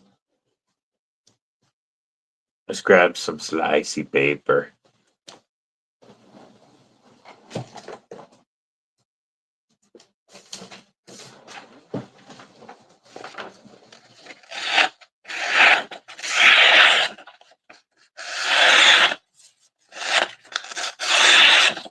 Now these are pass around knives. These are the pass around group. So these have been through multiple reviewers already.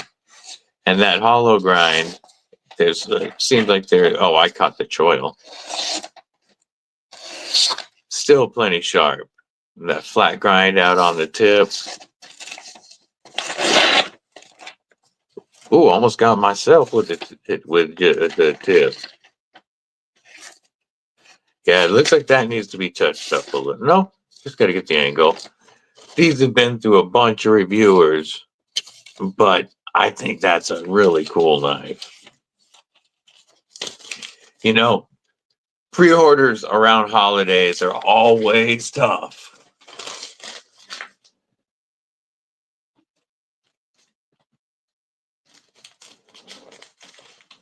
Everybody's thinking Christmas gifts, you got travel, you got all of that, and then you got these dope knives like Rec 76 or Truffles and stuff like that dropping. Don't make it easy.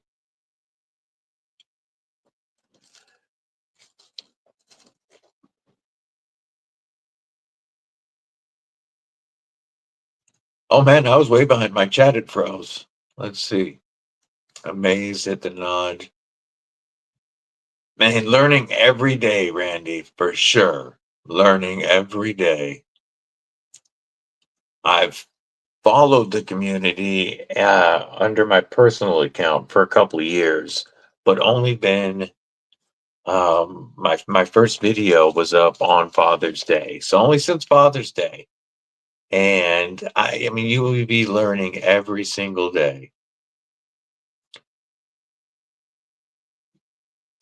Yeah, dang Ross, there really isn't a lot of aftermarket support for it. Somebody like if you wanted, I know if you wanted carbon fiber, somebody like Dylan for the Win could be the one. Yeah, I definitely learned shit about knives, about everything every day. I learned from the community. I learned from watching other reviewers, from reading.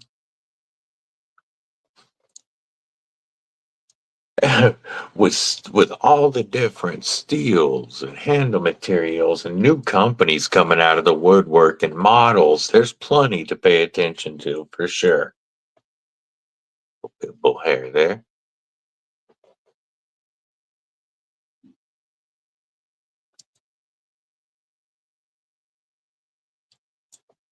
Damn, that's a lot of work, Nemo.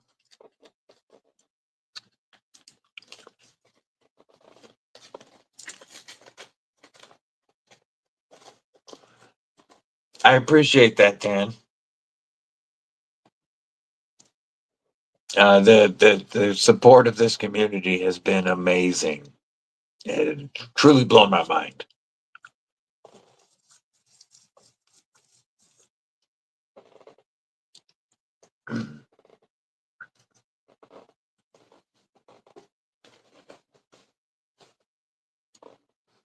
Yeah, there may be some reviewers that think they know it all, but I sure ain't one of them. There's plenty to learn. Get stuff out of the truck while my that sucks. Talk to you later, Chris. It is a very helpful community, Dan, and one that's open to questions and very inviting, unlike a lot of others. And hell, my main focus is knives, but we still got pins and pouches and pries and you know everything else that we carry every day, wallets, all that stuff, tools.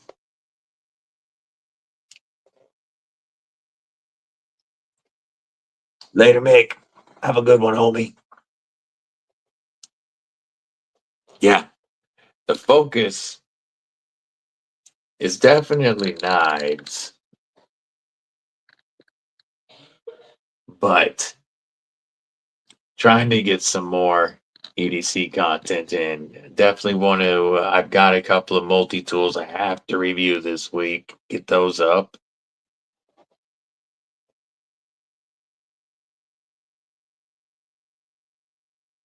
Later, Fook. Good to see you, homie. Yeah, it is, Dan. It really is. I mean, and that's just the stuff that you can use. Not to mention, like beads and coins or worry stones or all the pocket trash we can carry.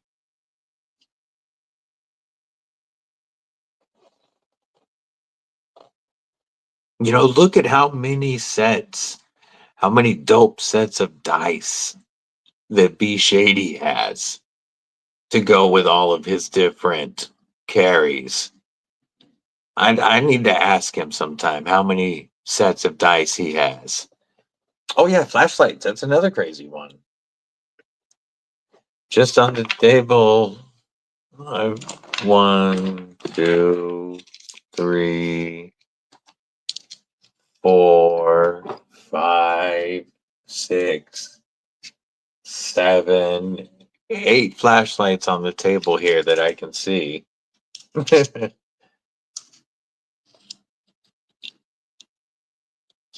What kind of pups, Mick?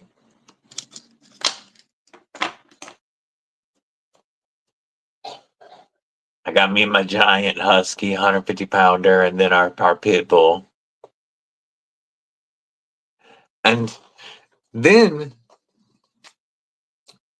we have non-metallic items for theoretical mental exercises. A whole nother rabbit hole to go down. I have quite a few for theoretical mental exercises. Boxer and a mutt. Yay, yay.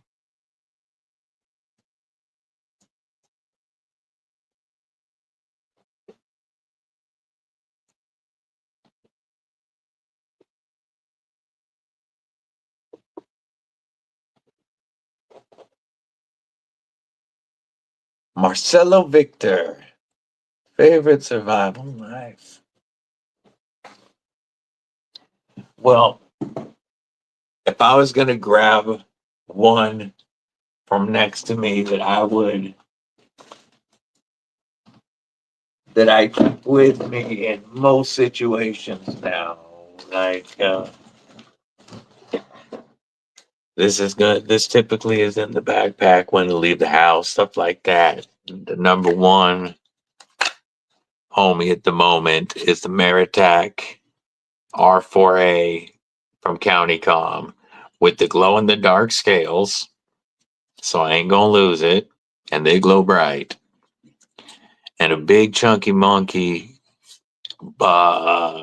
sharpened wedge of D2 steel.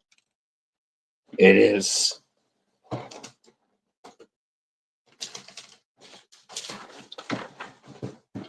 thin enough behind the edge to still be able to do slicing if you need to. But it's also damn near unbustable.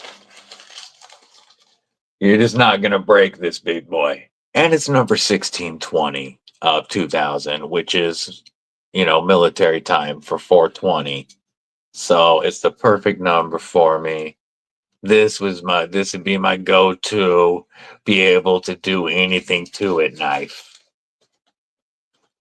And you can get these less than $60. They have them with Glow, or they have them with Ultim now. And what's up, TKE? Also a member of Kripple Krew Inc. What's going on, homie? Lovingly caress that like button. Yeah, if this would be my top survival situation that I wouldn't worry about being able to beat on. I wouldn't worry about losing. The glow scales are very bright at night, and it comes with a fantastic sheath with killer retention. And I've got this on vertically because it was on my pack, but it carries very well horizontally in the middle of your back. Scout carry if you just flip this tech lock, and you got a serious tech lock that locks closed, like baby banter all the way. K-Bar BK9 and Cold Steel SRK and 3V. Cool. Good choices. Don't make me then, Sauceport. But also, I guess you said please, so you didn't. I was going to say don't tell me what to do, but you said please. Welcome, Sauceport. How you doing? Dudes, what's up and welcome. I don't believe I've seen you guys here before, so welcome to the channel. As you can see, I'm a little bit into knives and EDC stuff. I need to get some cold steel. The closest that I currently have is Demco's. It's, pretty much same factory. I've got a couple of 80 20.5s. I got the Armature 2 shark foot, and of course the shark cub and smoked oldham, but no cold steel yet. Wednesday, new knife day, 8015 light. Can't wait. Another grail. Another grail. I gotta show. Oh, did I close the page? I think I did. I'll pull up another one.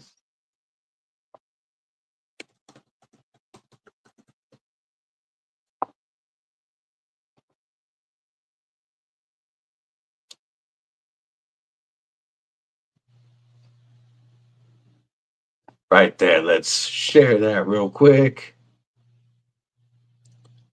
Yeah, 8010 is also that's the next one on the list because and an 8020, my top grail at the moment. If I had to pick one grail, is an 8020. I really want to add an 8020 to the group, but come on, work with me here. Inception style for a sec, folks. That right there. That will be the first cold steel in the collection. Looking forward to that come Wednesday.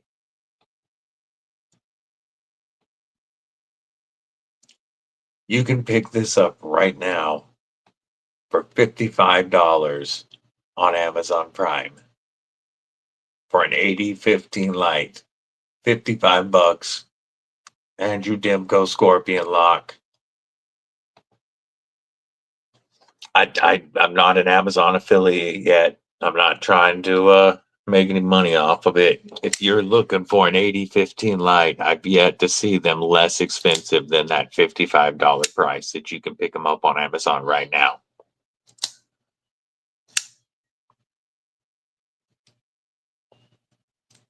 Yeah, depending on the time of the day, that's a good midday mix. Later at night, I like to go with the full indica. In the morning, I can do, like a 60-40, 70-30 indica heavy. Midway flagged it. Yeah, the Amazon one right now. Yeah, that's the 100% indica is the best. Amazon right now, $55.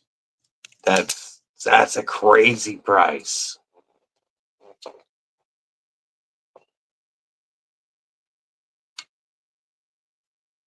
And of course, flour and dab.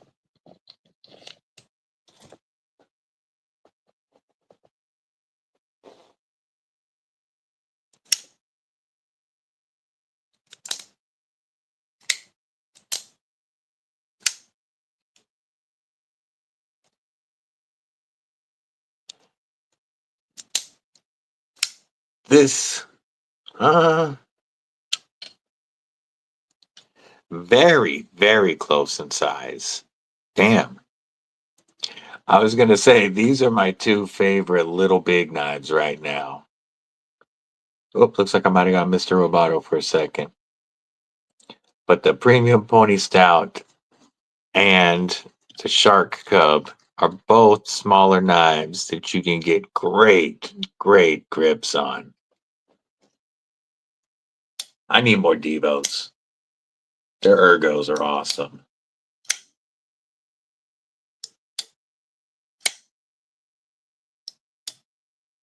The infamous brother borrowed it.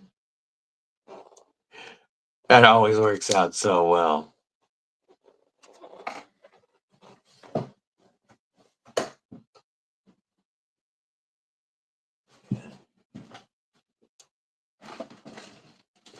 You know, we were talking about survival knives, and I do have the strong arm which is definitely another one that you can put some beading on. But the ergos and blade geometry are better on the TakCom R4A. Plus, it glows in the dark.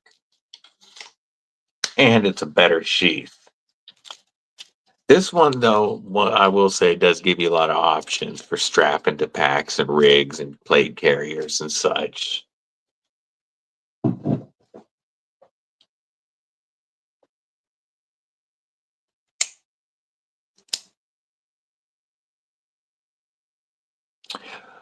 But, Yako, hey, brother, we always good. We always good. Hope you do.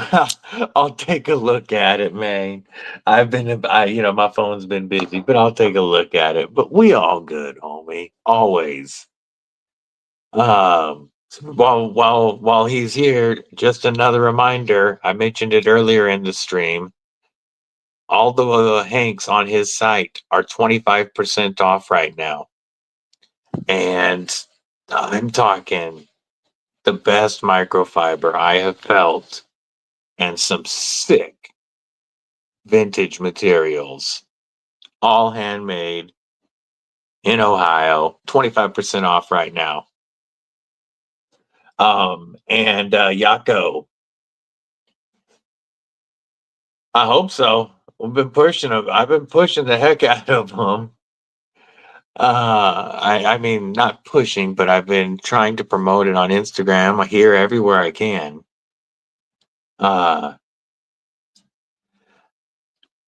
Dan Stan wants to talk to you about getting a couple of anime Hanks done.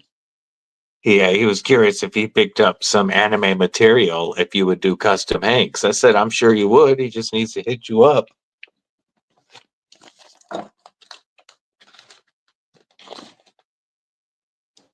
My original Yako, one of his first. This one has been through quite a bit of pocket time. I use this one all the time.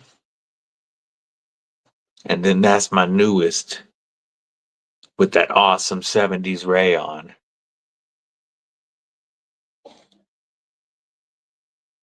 Those are some dope Hanks.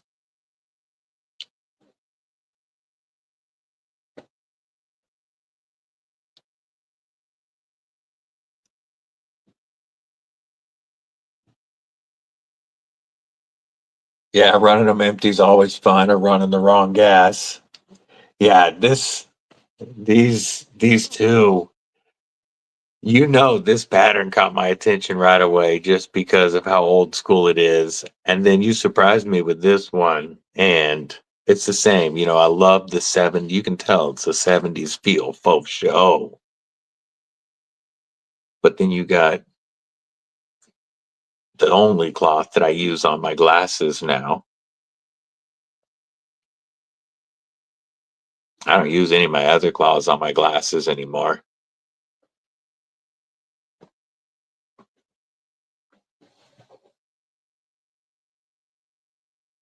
I still need to get the blacklight flashlight so that I can check out the greens on this under blacklight.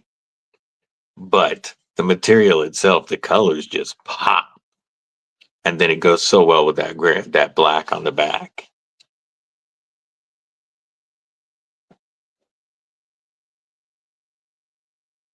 Yeah, next, pardon, after the Christmas season, 100% best for glasses. After the Christmas season, I'm going to have to commission some little bit smaller ones, more pocket friendly. That'll be after the holidays, though.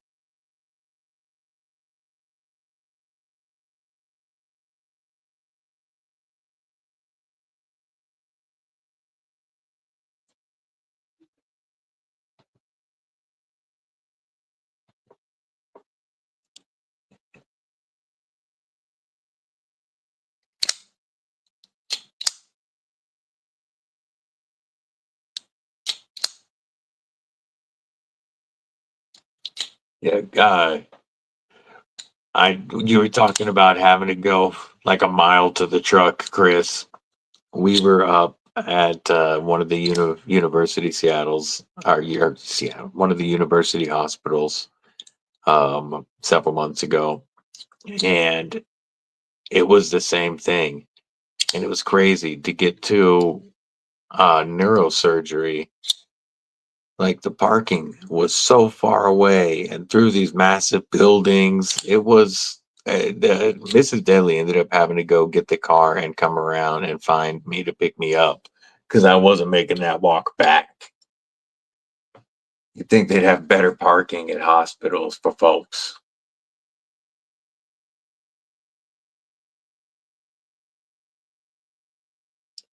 Yeah, it's funny, Todd. I don't if the knives are dirty, I don't use these hanks. I don't use my Mad Yako hanks if the knives are dirty. I have other claws for that. But for wiping off fingerprints, for pictures, and for wiping down titanium for pictures, and before you get them on video, they work fantastic. But glasses, I use them constantly for my glasses. But they're the softest for wiping off these fingerprints here.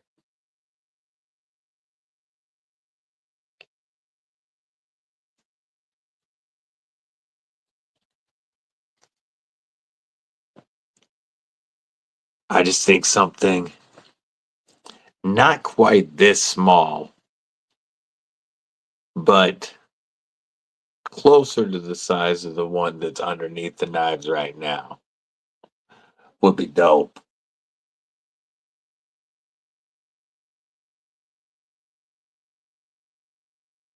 Oh yeah,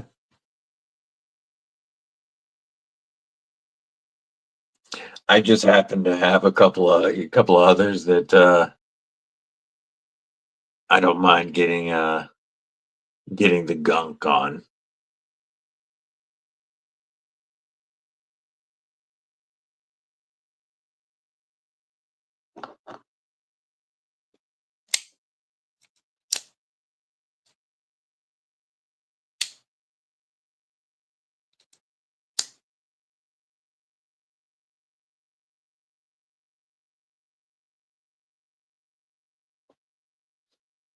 Yeah, probably. That sounds about right because that would be a little longer than this knife. That'd be a killer size because it's just a fold in half once.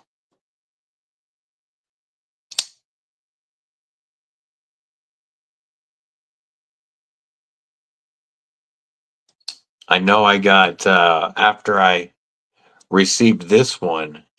I did get questions about smaller hanks from some folks. So I do think that like the size you're talking about, the ones that you showed off on G Ball's stream last night, I think those are going to do really well for you. Yep, I know exactly what you mean, Chris. You got to make the first entry. Make sure that you don't get kicked out on the first entry. Can't risk it. But then you can go back out and stock up. Take it easy, Todd.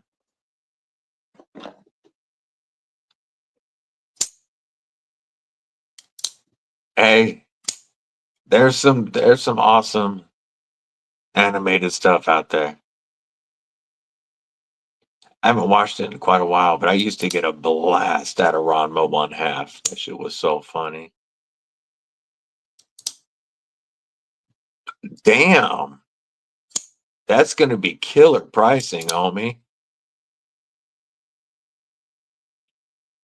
That's very, very fair.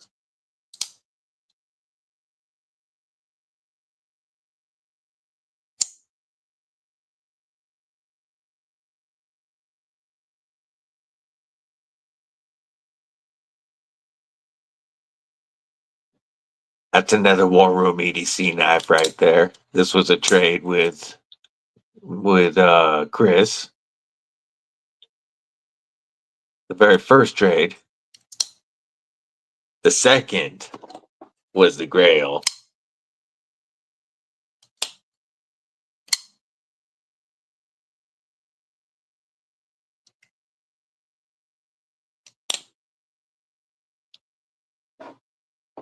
Oh yeah. Oh, it's such a great Damascus pattern on this one. I do like Civivi's old style as well. Like this. Nope, that's not it. Like this riffle that's going in the 1K giveaway. This is a Mark Parks donation to the 1K giveaway. And their old Damascus pattern is very cool. But I do love the way that they did it on this. It just looks so sick.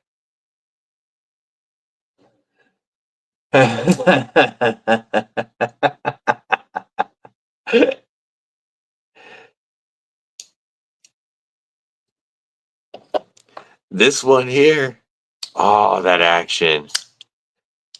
This one is one that I wouldn't be surprised if it's in the Madiaco collection. Because I know Madiaco loves him some Civivi. And this riffle I hadn't experienced before, but this is a very nice knife. This particular one, Mark Parks put skips in. So not only are you getting the Damascus riffle, but this baby has skips in. Woo! Almost got my thumb. Almost got my thumb. This baby got skips in it, and it's a guillotine. And this will be in that giveaway on the 7th. Such a sick looking blade. And then the natural dark wood.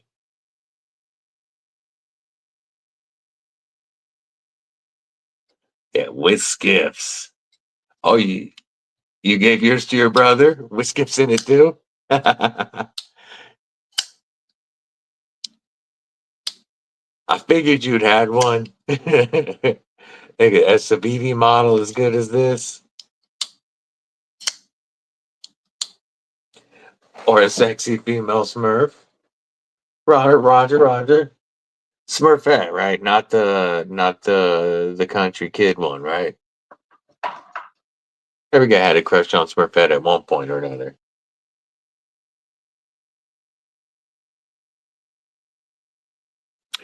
The next one that's getting skips is this one. The FerraMonster Glideman is such an awesome knife. And it has great action. But the bearings are the weak point in this knife. And so everything else is fantastic. This is going to get skipped. I love this knife.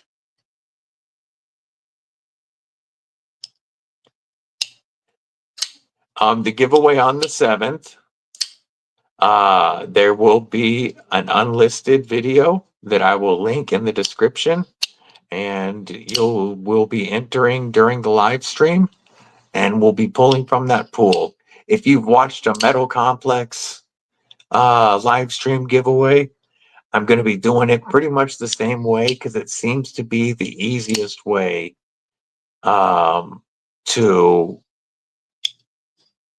I think it's going to be the quickest and easiest, or not quickest, but the easiest way for me to control the pool, control the giveaways that are going on. I'm going to try the Metal Complex way. He's done it the same way for a long time for a reason. So during the live stream, you will be logging in or not logging in. There will be a video to click and leave a comment on. And you'll see that on the 7th. There will be videos leading up to the 7th talking about that more, making sure people know, and talking about the knives and the items that are going to be in the giveaway. Because there's a lot of prizes to go over. It's legit. I still believe the Vision FG in any form is one of the all-time best dollar for dollar value knives on the market in any price range. Bang for your buck. Very hard to beat.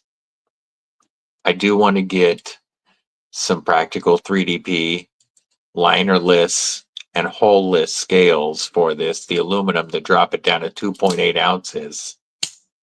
Oh, no problem, Randy. But I love this knife. Even with the speed holes, I love the Vision FG. But I do want to get those 3DP scales without the speed holes. And the linerless ones drop the weight to 2.8 ounces or something crazy like that. And then you've got a perfect knife. The tactile one looks cool. The Chupacabra. Magyako has the Chupacabra.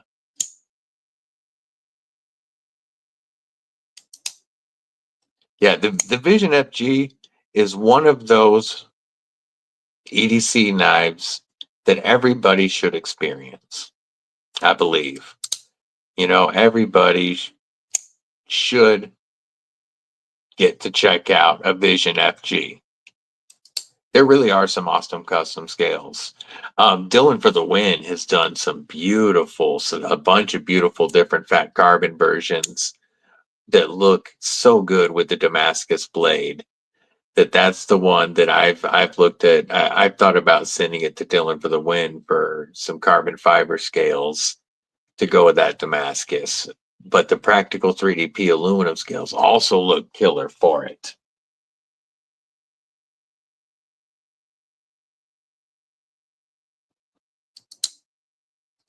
Yeah.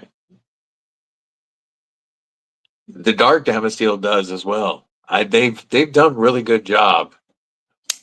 This is a knife that you can't regret, McRanger. If you don't own it, you should. In any format. If you don't own a Vision FG, you should.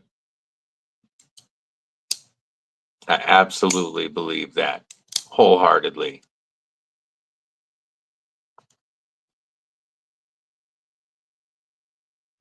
You know, a lot of people say everybody needs an 80-20.5 in the collection. And I am a massive 80-20.5 fan. But dollar for dollar, the Vision FG beats it dollar for dollar. How do you like those practical 3DP? Did you go with the linerless ones, or do you have his original ones where they kept the liner?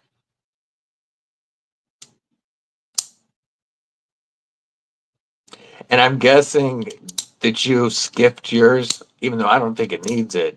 I'm guessing you skipped yours, Mark Parks.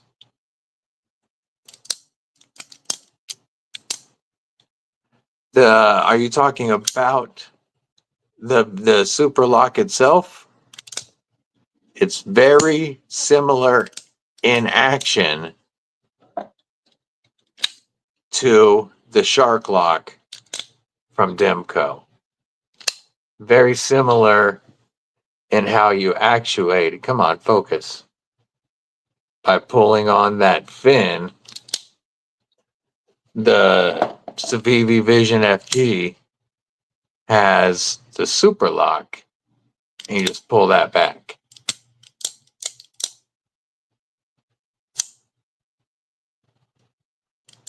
I figured it had skipped. It's not the Tang. There's a lock bar right here that has springs back here, and the lock bar wedges between the Tang and the stop pin. giving you a very solid lockup. And so you pull that lock bar back. Similar to a shark lock, which is stronger than compression, or stronger than crossbar locks, even way stronger than a frame lock or a liner lock or a plunge lock. Very similar in strength to a compression lock. Greg Vanderlip, what it do, what it do? Yeah, very similar in strength to a compression lock or a shark lock.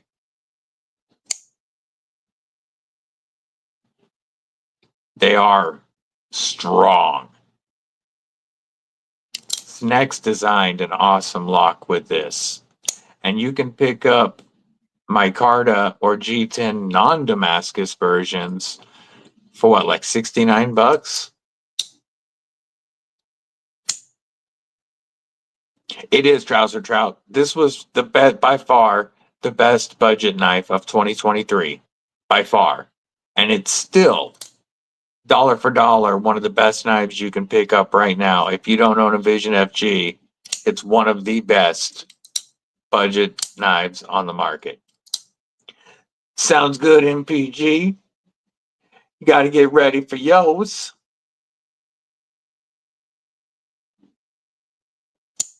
I have a lot of nerve damage in my fingers and arthritis, but a lot of nerve damage. And at first,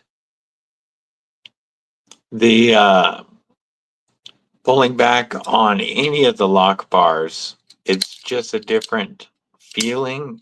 And so it like kind of wound up the nerves a little bit at first, but it very easily got used to it. And it's such an easy pull that it's easy to manipulate when my hands aren't wanting to work right.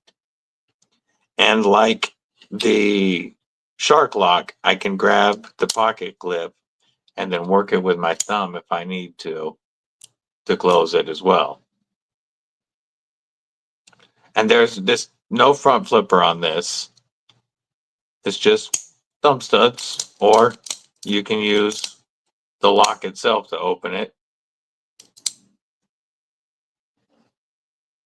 I was horrible at front flippers up until just a couple of months ago when I kept forcing myself because I wanted to be showing all kinds of knives. Yeah, just like on the Demco Shark Lock, where I can grab the pocket clip and manipulate it with my thumb if my finger's acting up, I can do the same thing with the Super Lock just by grabbing that pocket clip and keeping my finger out of the way. I can use my thumb to close it just fine if I need to. So if the finger's acting up, you can use the thumb.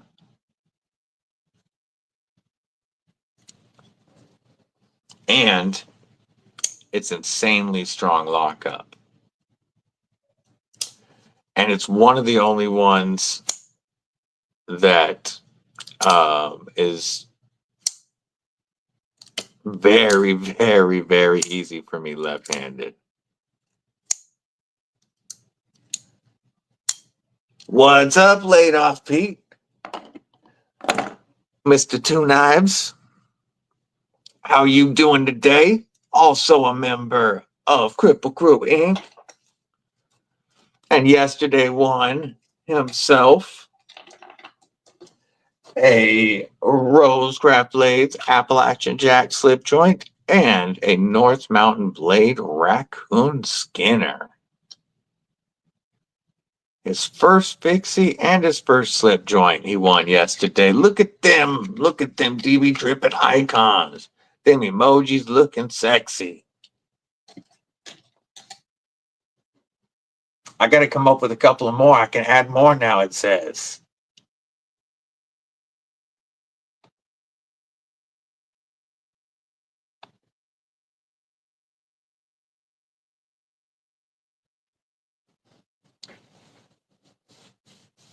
Yeah. You know, Randy, there is the last several years, there has been an explosion of knives under $100.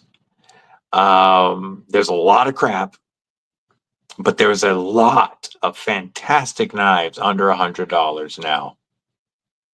I'll check it out. Oh wait, I can look at IG. Let's close that. Open that.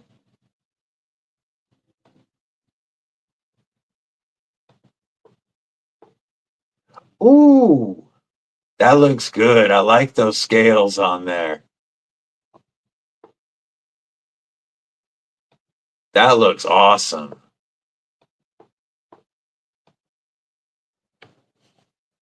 Yeah, those 3DP scales look fantastic on the Vision.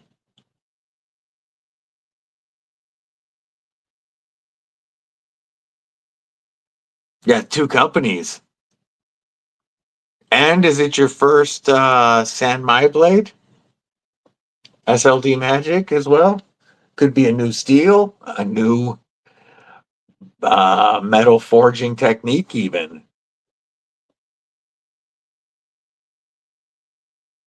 They were my first San Mai, true San Mai, with the Chop 2 G10.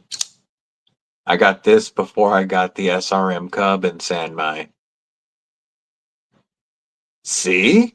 See? All kinds of goodness.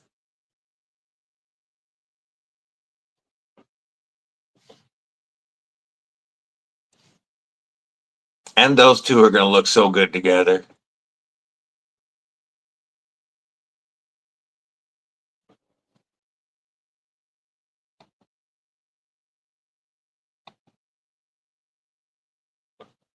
Yeah. Yeah, I need to get a couple of leather slips as well because I've got my first Rosecraft blade slip joint, the French Broad Jack, which is a beautiful slippy. That's my first Rosecraft slip joint. And my very first slip joint in 20 years, the Beg Large Sheep's Foot. I love this knife and need to get a slip for both of these. I love that sound. The opening and closing of a slip joint sounds so good. Just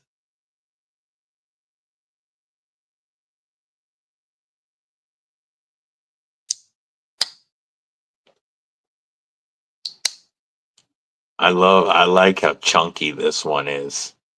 It's a slip joint that I can still use when my hands are acting up because it's a big chunky boy and easy one hand close.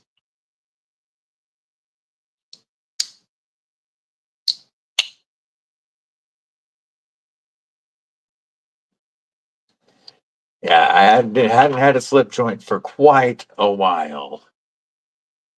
And so I need to get some slips. I don't have any slips for him yet.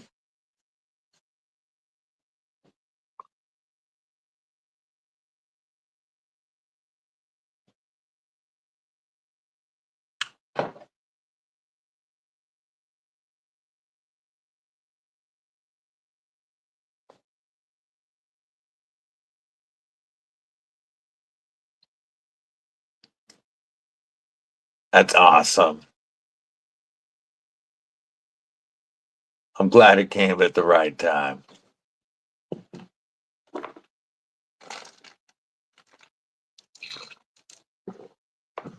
It's nothing like a new knife to brighten your day.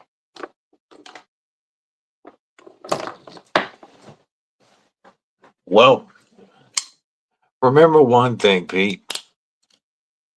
You're looking for a job when you found that one. It's not like you can't find another if it doesn't work out.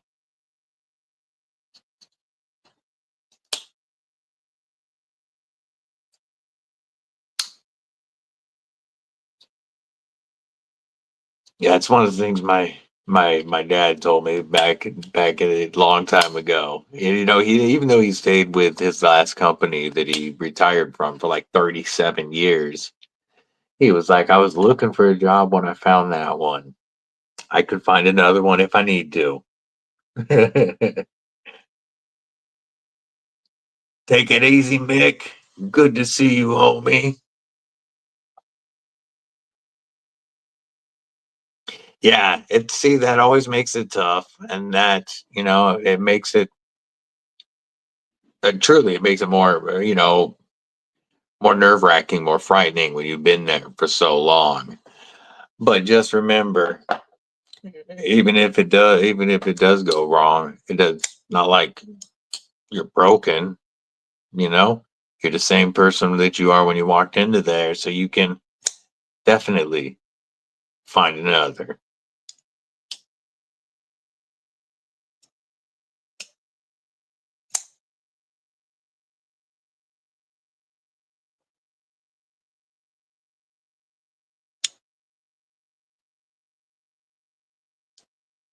What kind of work is it, Pete?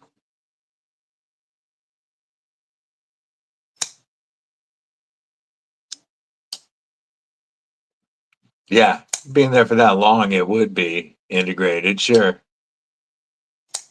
Currently working in IT. Yeah. Well, it's not like you couldn't do both.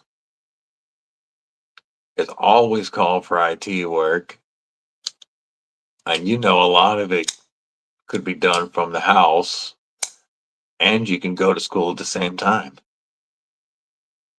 That's a job that allows you some flexibility,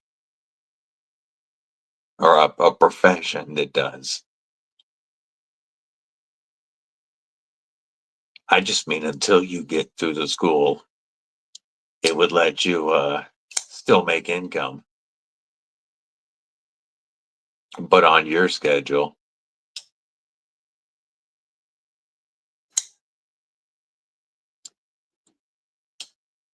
Man, used to work in ad agencies as an art director. Yeah, that'd be a blast. So so much of that is now going to social media experts for how to market to learn how to market the stuff on social media rather than the old ad agencies we used to. TV ads still of course exist, but that's I'm sure not nearly where the openings are.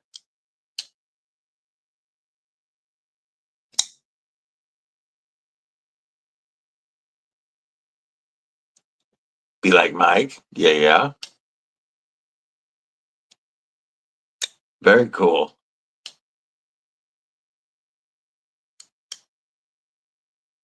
That would be a lot of fun.